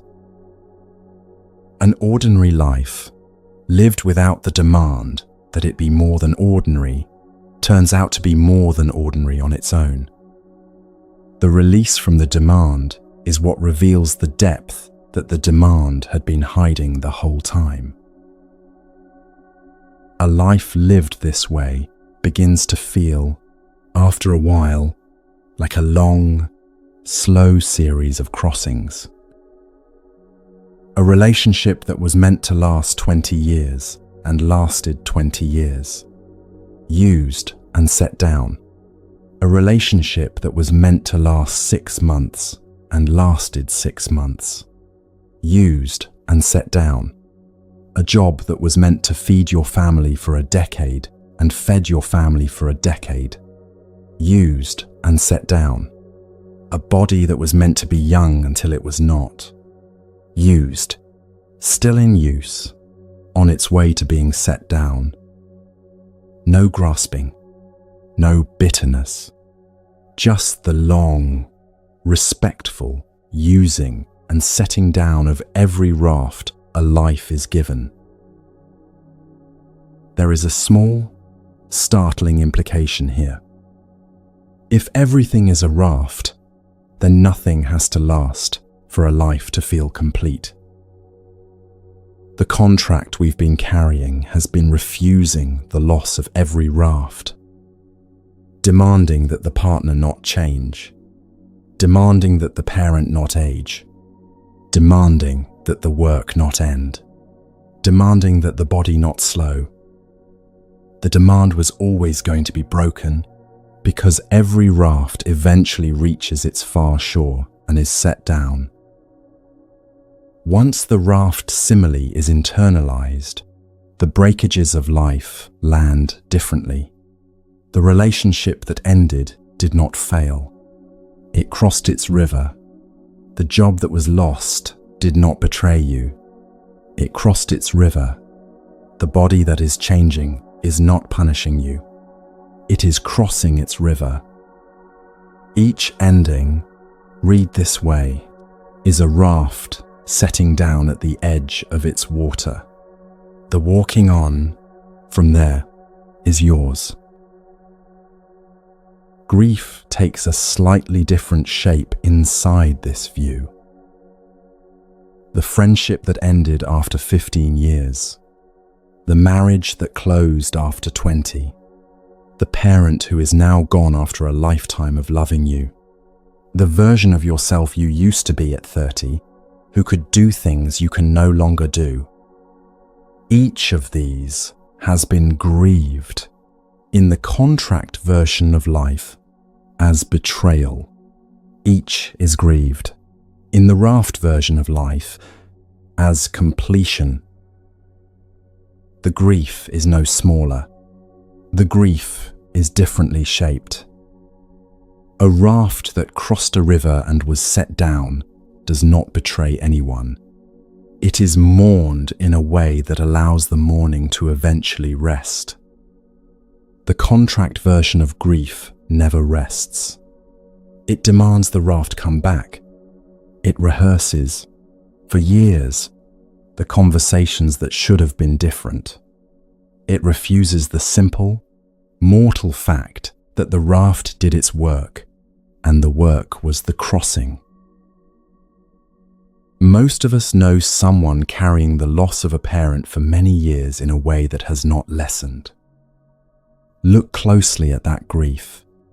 Often, what the grief is, mourning, is not the parent who lived. It is mourning the parent who was never quite there, the apology that was never given, the version of the relationship that was wished for and never built. The contract is still running underneath the grief. The contract has been demanding, for 10 years, that the parent come back and be the parent the contract had been waiting for. The parent cannot. The parent is not even alive anymore. The contract, still unfulfilled, keeps the grief at full strength. When the contract is set down, the grief does not vanish. It changes shape.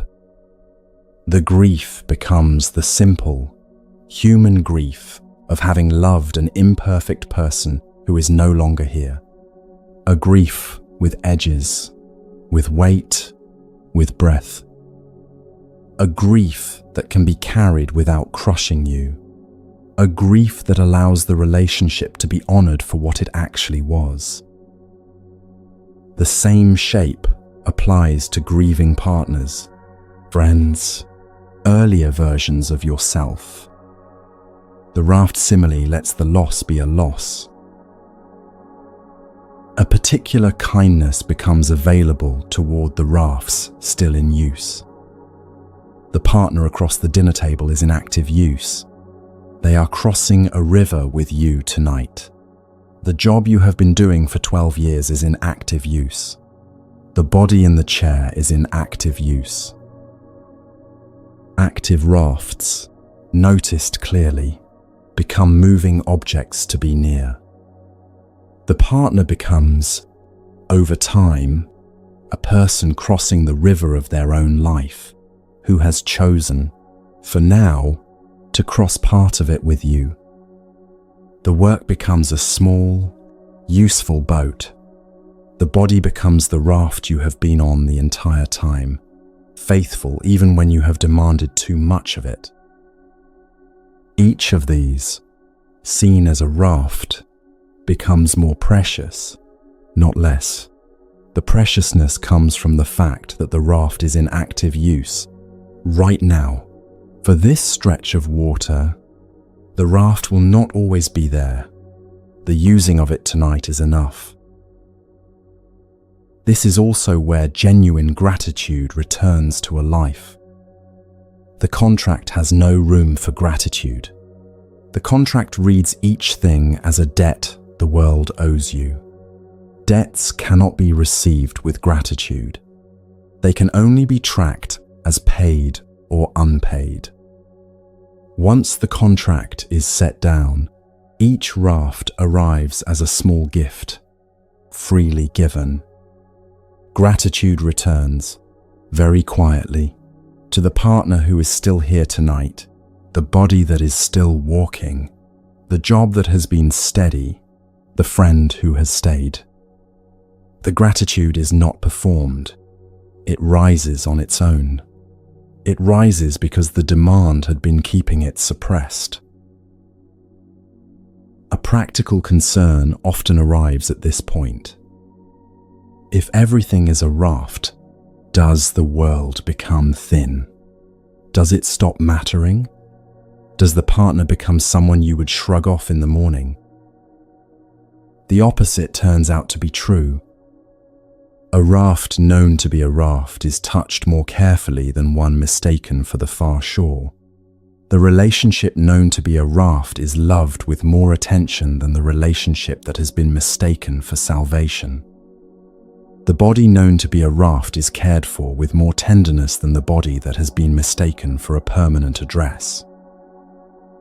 Knowing the raft is what allows you to use it well. Releasing the demand on each thing is what allows each thing to be loved properly. Holding each thing as the answer is what wears each thing thin. The freedom of this view is freedom for the world, not freedom from it. Free for the partner to be a partner. Free for the work to be the work. Free for the body to be a body. Free for an ordinary Tuesday to be an ordinary Tuesday. What you may have been calling freedom for years may have been freedom from. What is being offered tonight is freedom for.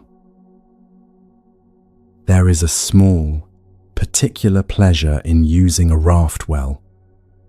An evening with a partner, knowing this evening is its own crossing. A morning at work, knowing the work is the day's small task, nothing more. A walk through a familiar street, noticing that the street is also a raft, carrying you across this small stretch of life. Each of these, when used and not asked to be more than itself, has its own quiet sweetness. The sweetness is what the contract was always blocking. The contract demanded peaks. The world delivered ordinary moments. The contract called the moments insufficient. The moments were never the problem. The expectation laid over them was. What this changes, in any close relationship, is the way you hold the other person across an ordinary year. You stop asking them to be the destination. You begin to notice them as a person who is also crossing, with their own current pulling at them, their own weather, their own quiet exhaustion at the end of long days. The relationship becomes, at moments, two rafts moving alongside each other for as long as the river allows. Some rivers are short, some are long, some bring you across whole stretches of life. The using of it together, while the river holds you both, is the relationship. Something quieter waits underneath this view, for many people who live with it for a while. If the rafts come and go, if every relationship is being set down at some river's edge, if every job ends, if everybody changes, what about the part of you that has been doing the crossing? What is the rider on these rafts? What walks on from one shore to the next when each raft is set down? That question is the second half of this evening. Before we walk into it, there is one more thing many listeners experience after the chasing has slowed. A kind of quiet emptiness. An emptiness that feels, at first, like something has gone wrong. Tonight we name that emptiness for what it is and what it has been quietly preparing in you the whole time.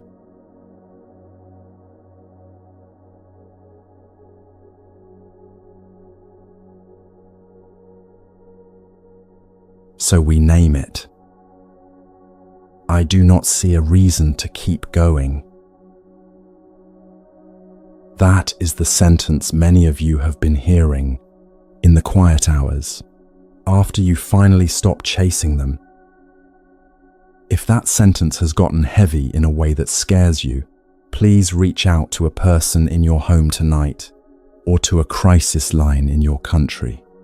Take care of yourself first.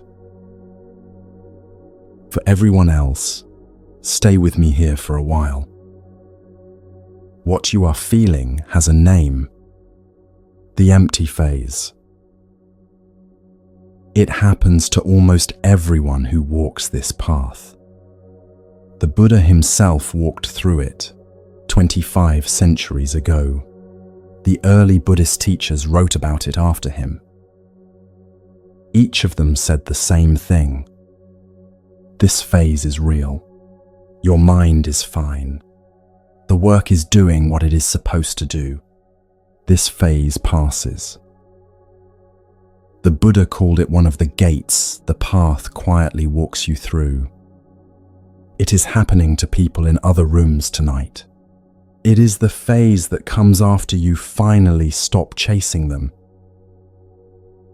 Think about what you have been doing for years, waiting for them to change, hoping they would notice, planning the conversation that would finally fix it, picking out the right words, replaying the last fight in your head. All of that took energy. All of that filled the hours. All of that gave the day a job to do. Now it has stopped. The hours are still there. The energy is still there. But the job is gone. That is what the empty phase actually is. A house with the work taken out of it. You come home and the door does not slam open with the old anxiety.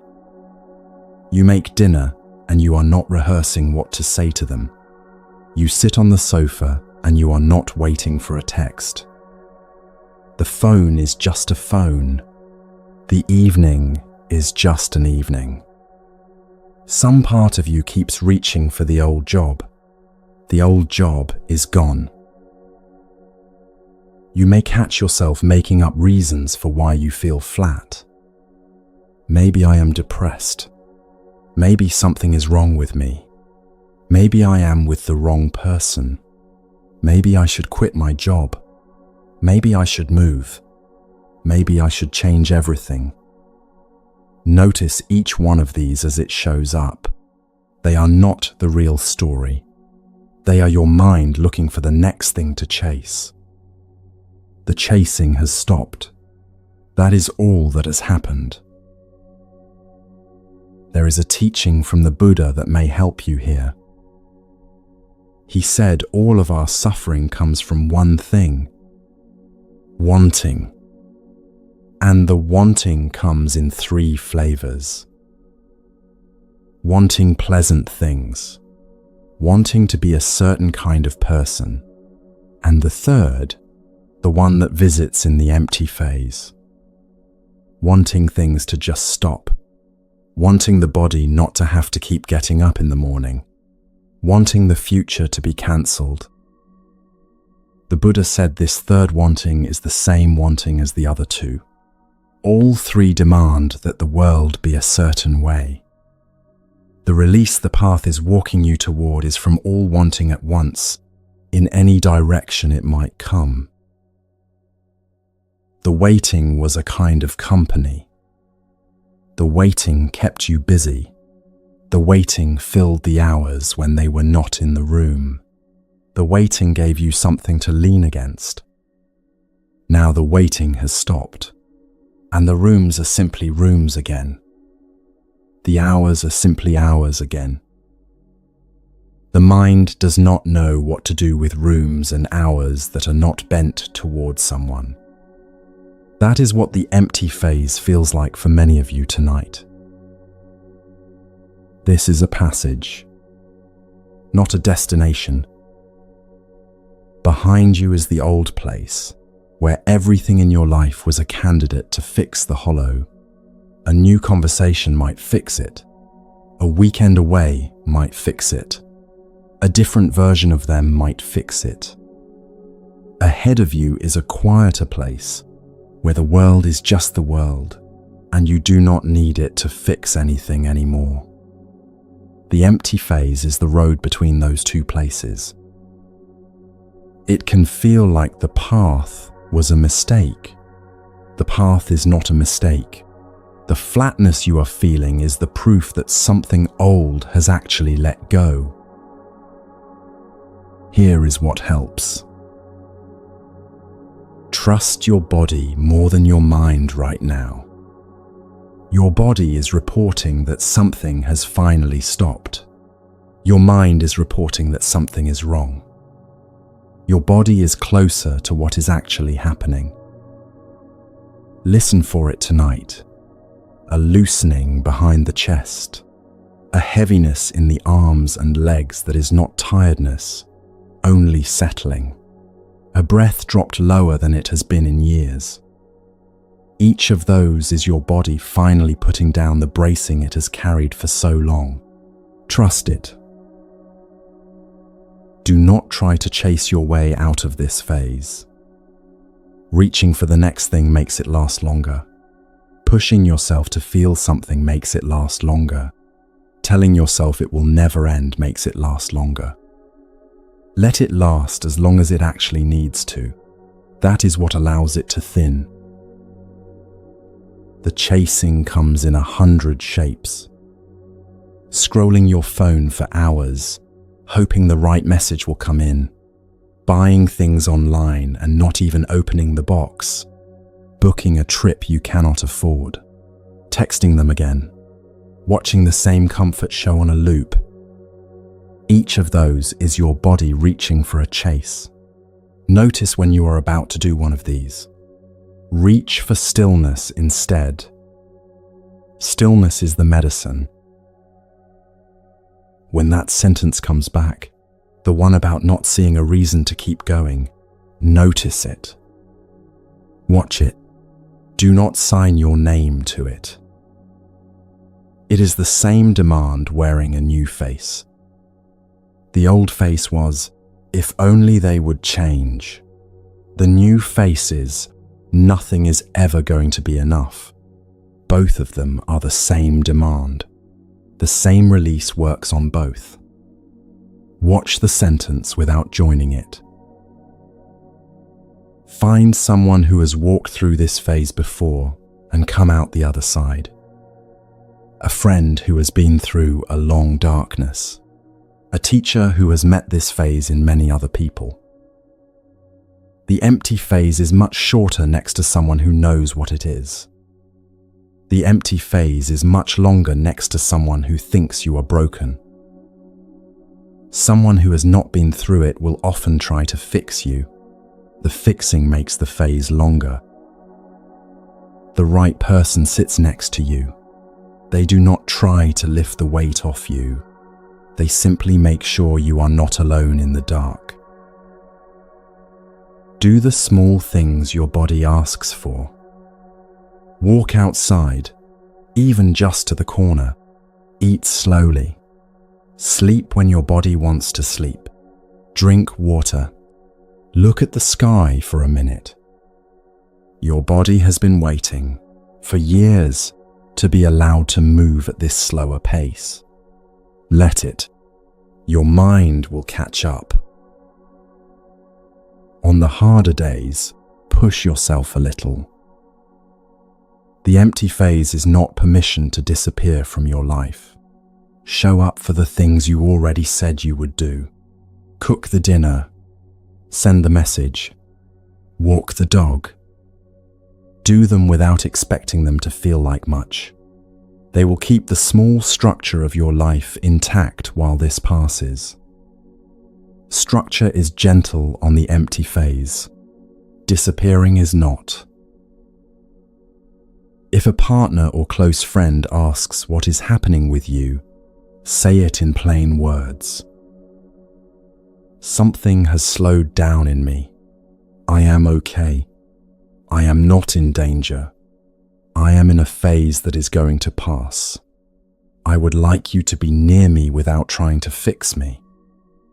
Most people will accept that if you tell them plainly. Hiding the phase is heavier than letting the people who love you see it. Watch for the small surprises when they start to come back. The first surprise of joy after a long, flat stretch is usually tiny. A bird outside the kitchen window, a cool breeze on your face, a song on the radio that lands oddly accurately on a hard evening. Your body notices first.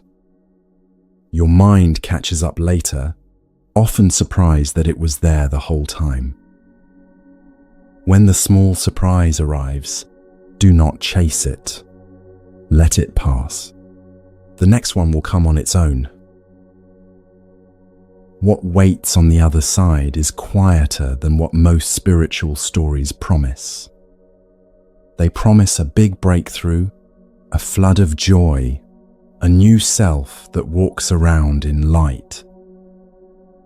The actual experience for most people is much smaller.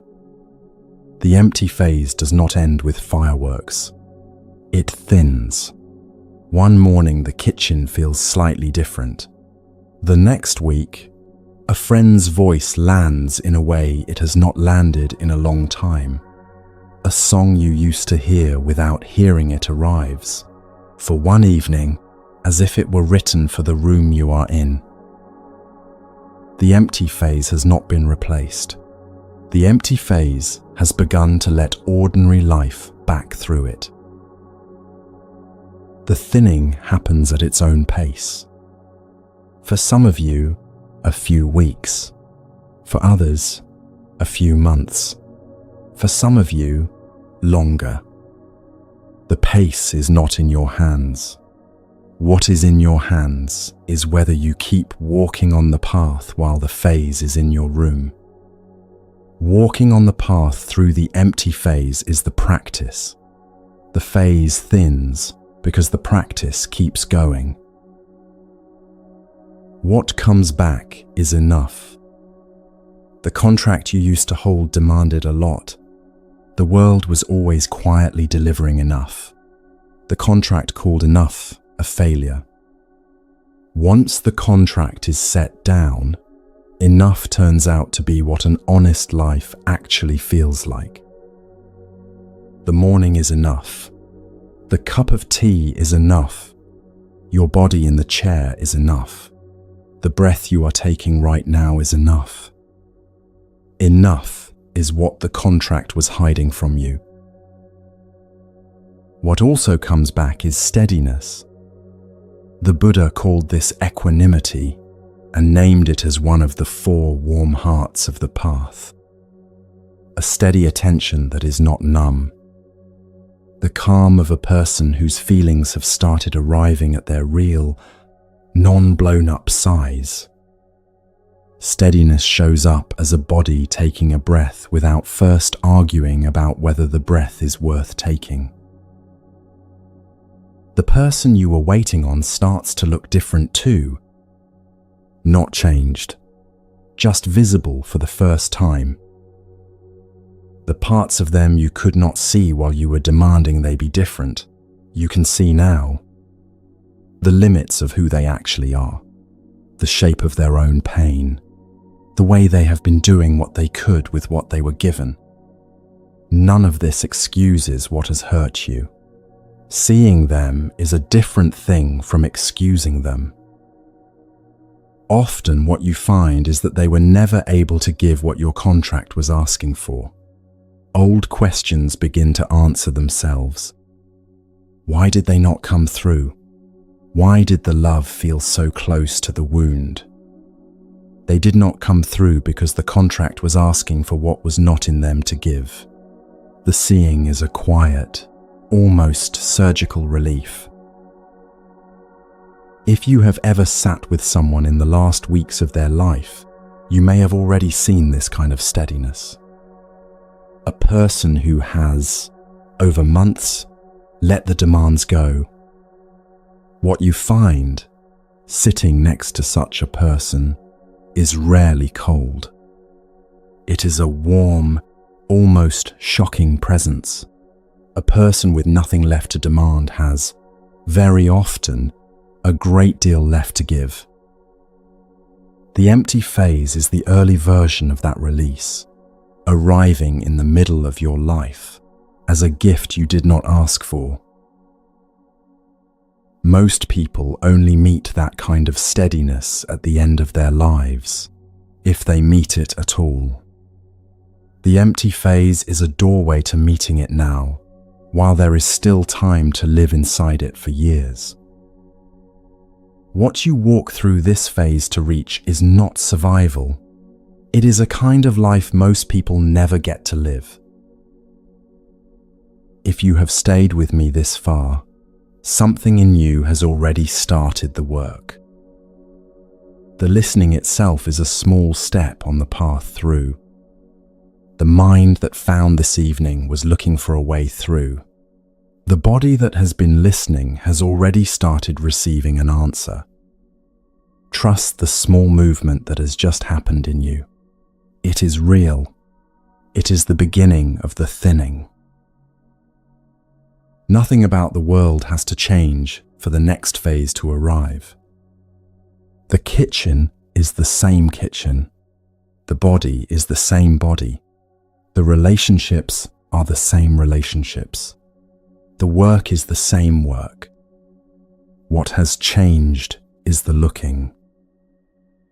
The looking, finally, is no longer demanding. The looking, finally, is just looking. What it sees, when it is just looking, is the room you walked into tonight, changed by nothing, changed by everything.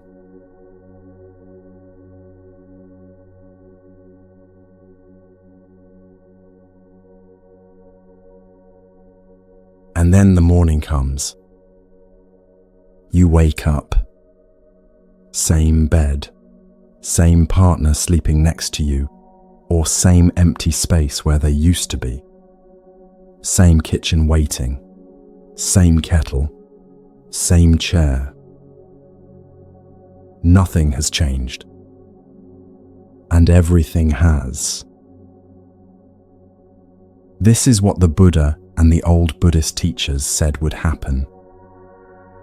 They said the world the suffering person walks through and the world the free person walks through are the same world.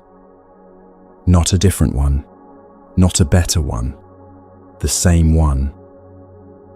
They said the change happens in the looking, not in the world. There is a famous teaching from the old Buddhist texts about a father with 3 children playing inside a burning house. The children are too small to understand the danger. The father cannot drag them out by force. So he calls to them through the window. Come outside. There are beautiful toys waiting in the yard. The children come running out, expecting toys. What they find when they get to the yard is something much larger than toys. They find their lives saved. The teachers said, this is what the path has been doing for you all along. You were promised relief from the demand. You were promised a quieter mind.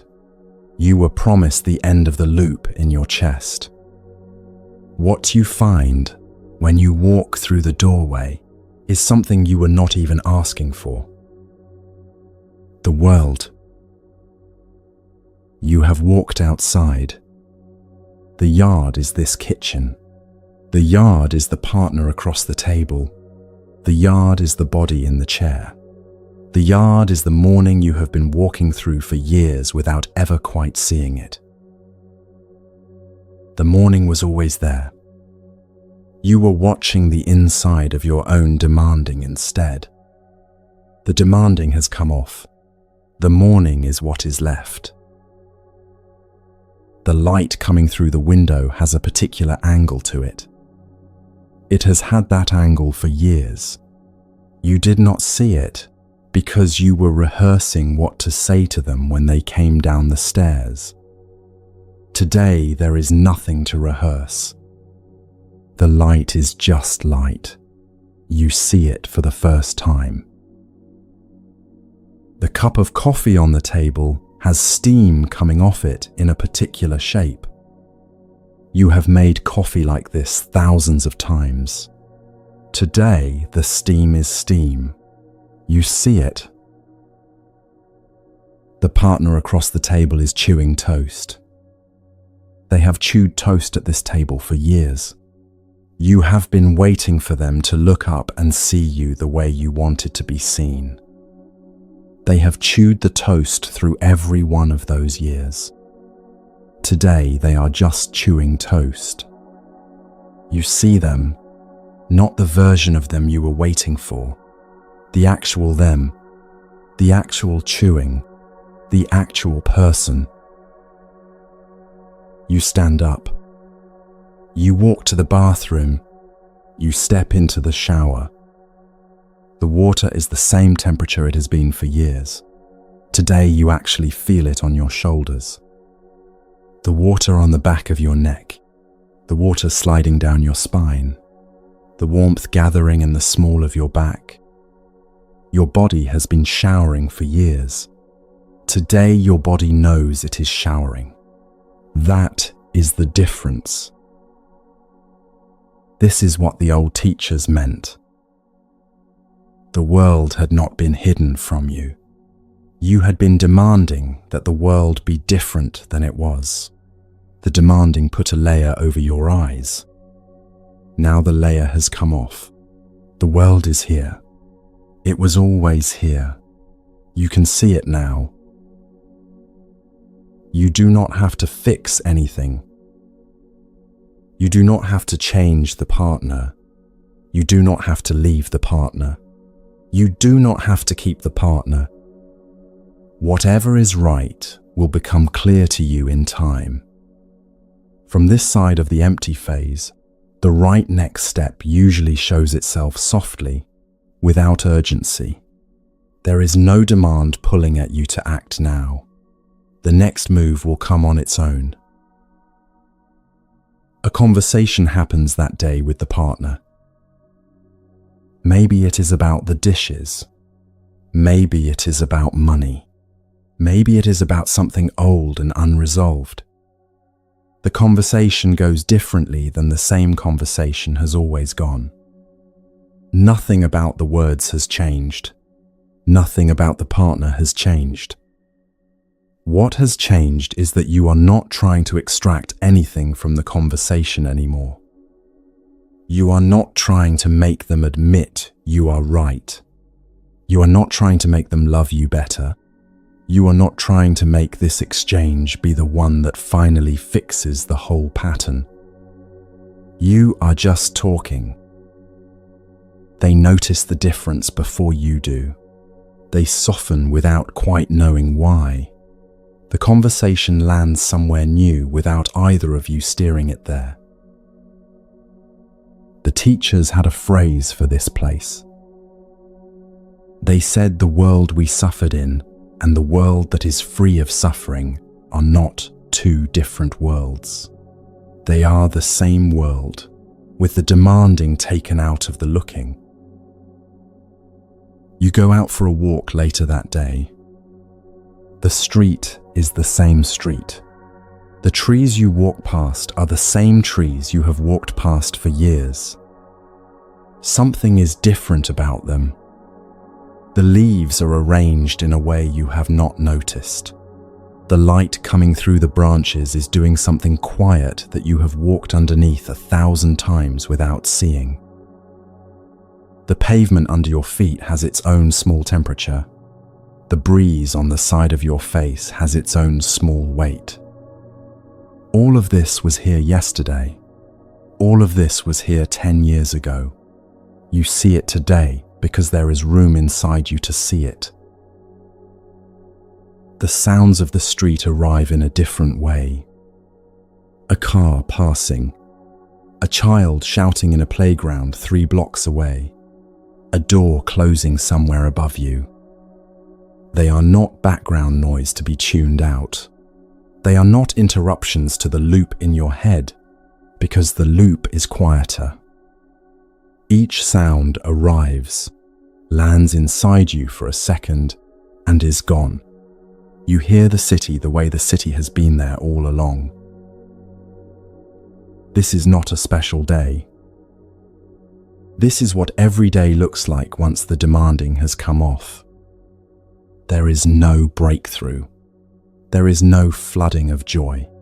There is no new self walking around in light. There is only the world slowly arriving for the first time. Friends look different now. The old friend who was always disappointing you is the same friend they always were. The disappointment was the demand you had placed on them. With the demand off, you see the friend. Sometimes you see that the friendship was never quite a friendship. Sometimes you see that it was always a friendship, and your demanding was the only thing standing in the way of receiving it. Either way, the seeing is clean. The seeing is not bitter. The seeing simply tells you what to do with the friendship from here. Family members look different too. The parent you have spent decades hoping would finally apologize. The sibling who has been competing with you since you were both children. The aunt who has been small and cutting at every gathering for 30 years. They do not change. They do not need to change. Your demanding that they be different has come off. What you see now is who they actually are, what they have been carrying, what was in their hands when they had you, or grew up alongside you, or married into your life. Some of it is still hard to be around. You will notice that you can be around the hard part now without it taking the whole day from you. The demand is what used to make it take the whole day. What about the person you came in here tonight thinking about? The partner, the parent, the sibling, the friend who has been hurting you for years. You may find that this person looks different too. They are not less of what they were. They are more visible. The pattern they have been running is clearer than it was. Their reasons are clearer. Your own reasons for staying are clearer. Their limits are clearer. Your own limits are clearer. The whole shape of the relationship is in front of you, in plain light, for the first time in a long time. From this clearer seeing, the next move will become obvious to you. Sometimes the next move is to stay. Sometimes it is to leave. Sometimes it is to change the shape of the contact. Sometimes it is to be in their life with no further expectation that they will ever change. Whichever one it is, the move will not feel like another demand on the world. It will feel like the next small step on a path that is already quietly walking itself. There will still be moments when an old trigger lands. They say the thing they always say. They forget the date again. They walk past you in the kitchen without looking up.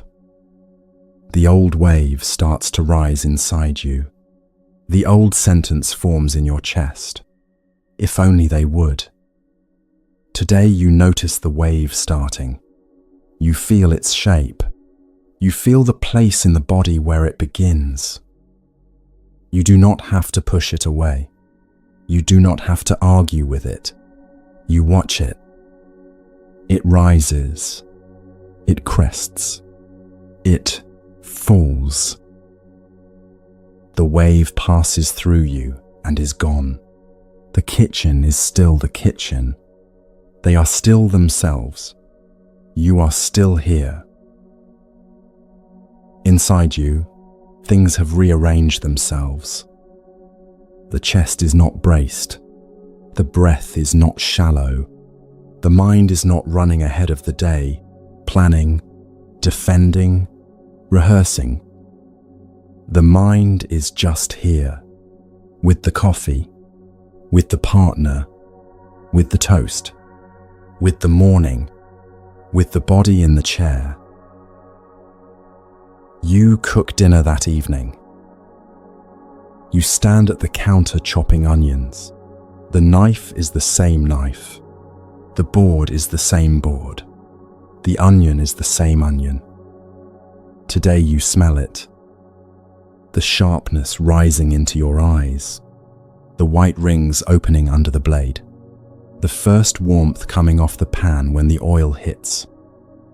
You are not thinking about 100 other things while you cook. You are not rehearsing a phone call you are dreading. You are just cooking.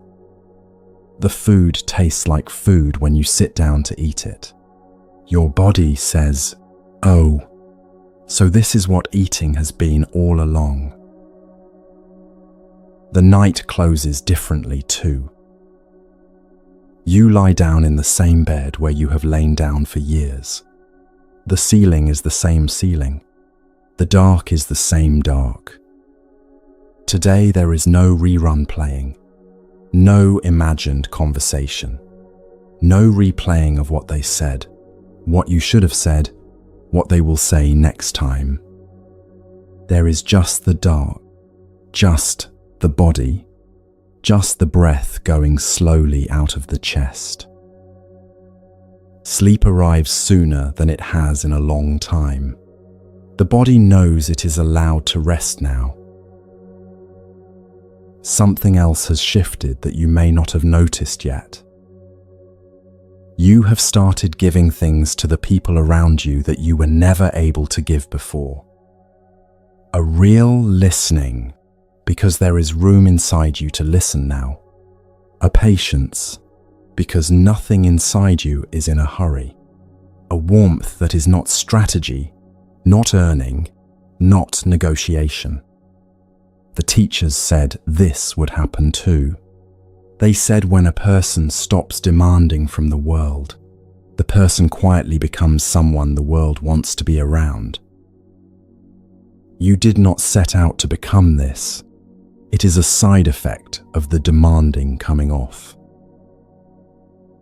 The children in your life feel it before they can name it. A grandchild who used to be a little careful around you sits closer than they did before. A son or daughter who has not called in months sends a message asking how you are. A young colleague stops by your desk to ask a question they would not have asked you a year ago. They cannot say what is different. They feel it in their bodies before their minds catch up. A person who is not demanding anything from them is rare in their world. They notice when one walks into the room. The teachers said something else about this place. They said it is not a state you arrive at once and then keep forever. It is a way of looking that comes and goes. Some mornings the demanding will rise back up inside you. You will catch the sentence forming again. If only they would. If only it were. If only I had. You will recognize it now. You will set it down again. The path is not a one-time graduation. The path is the small daily setting down of the demand, every time it tries to lift itself back up. This is the work for the rest of your life. It is also, quietly, the rest of your life. Notice your breath right now. It is moving on its own. No one is asking it to be deeper. No one is asking it to be slower. No one is asking it to deliver anything. It is just breathing. The body is just sitting. The room is just holding you. This is what the path leaves you with. Not a different life. The same life, finally seen.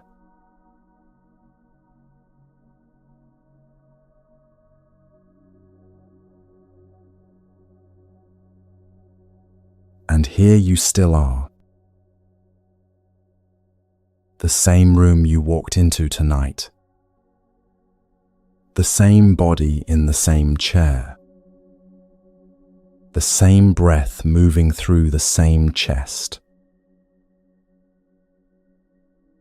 Notice what is no longer in the room with you. The sentence that arrived in your head when you started listening. The if only. The waiting.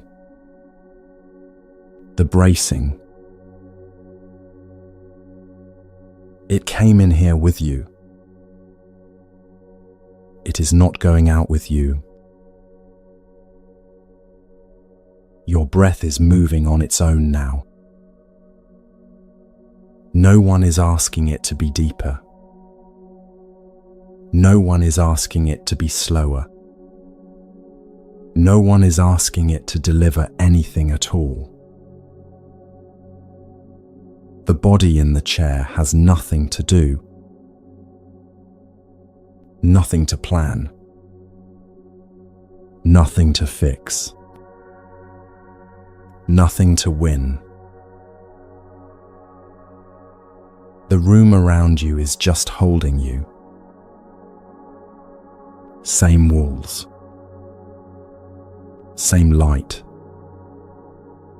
same evening. Nothing has changed. And everything has. Stay here for as long as you need. The breath will keep going. The body will keep sitting.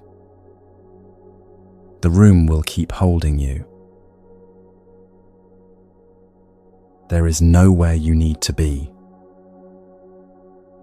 There is nothing you need to carry out of here. What came in with you can stay behind.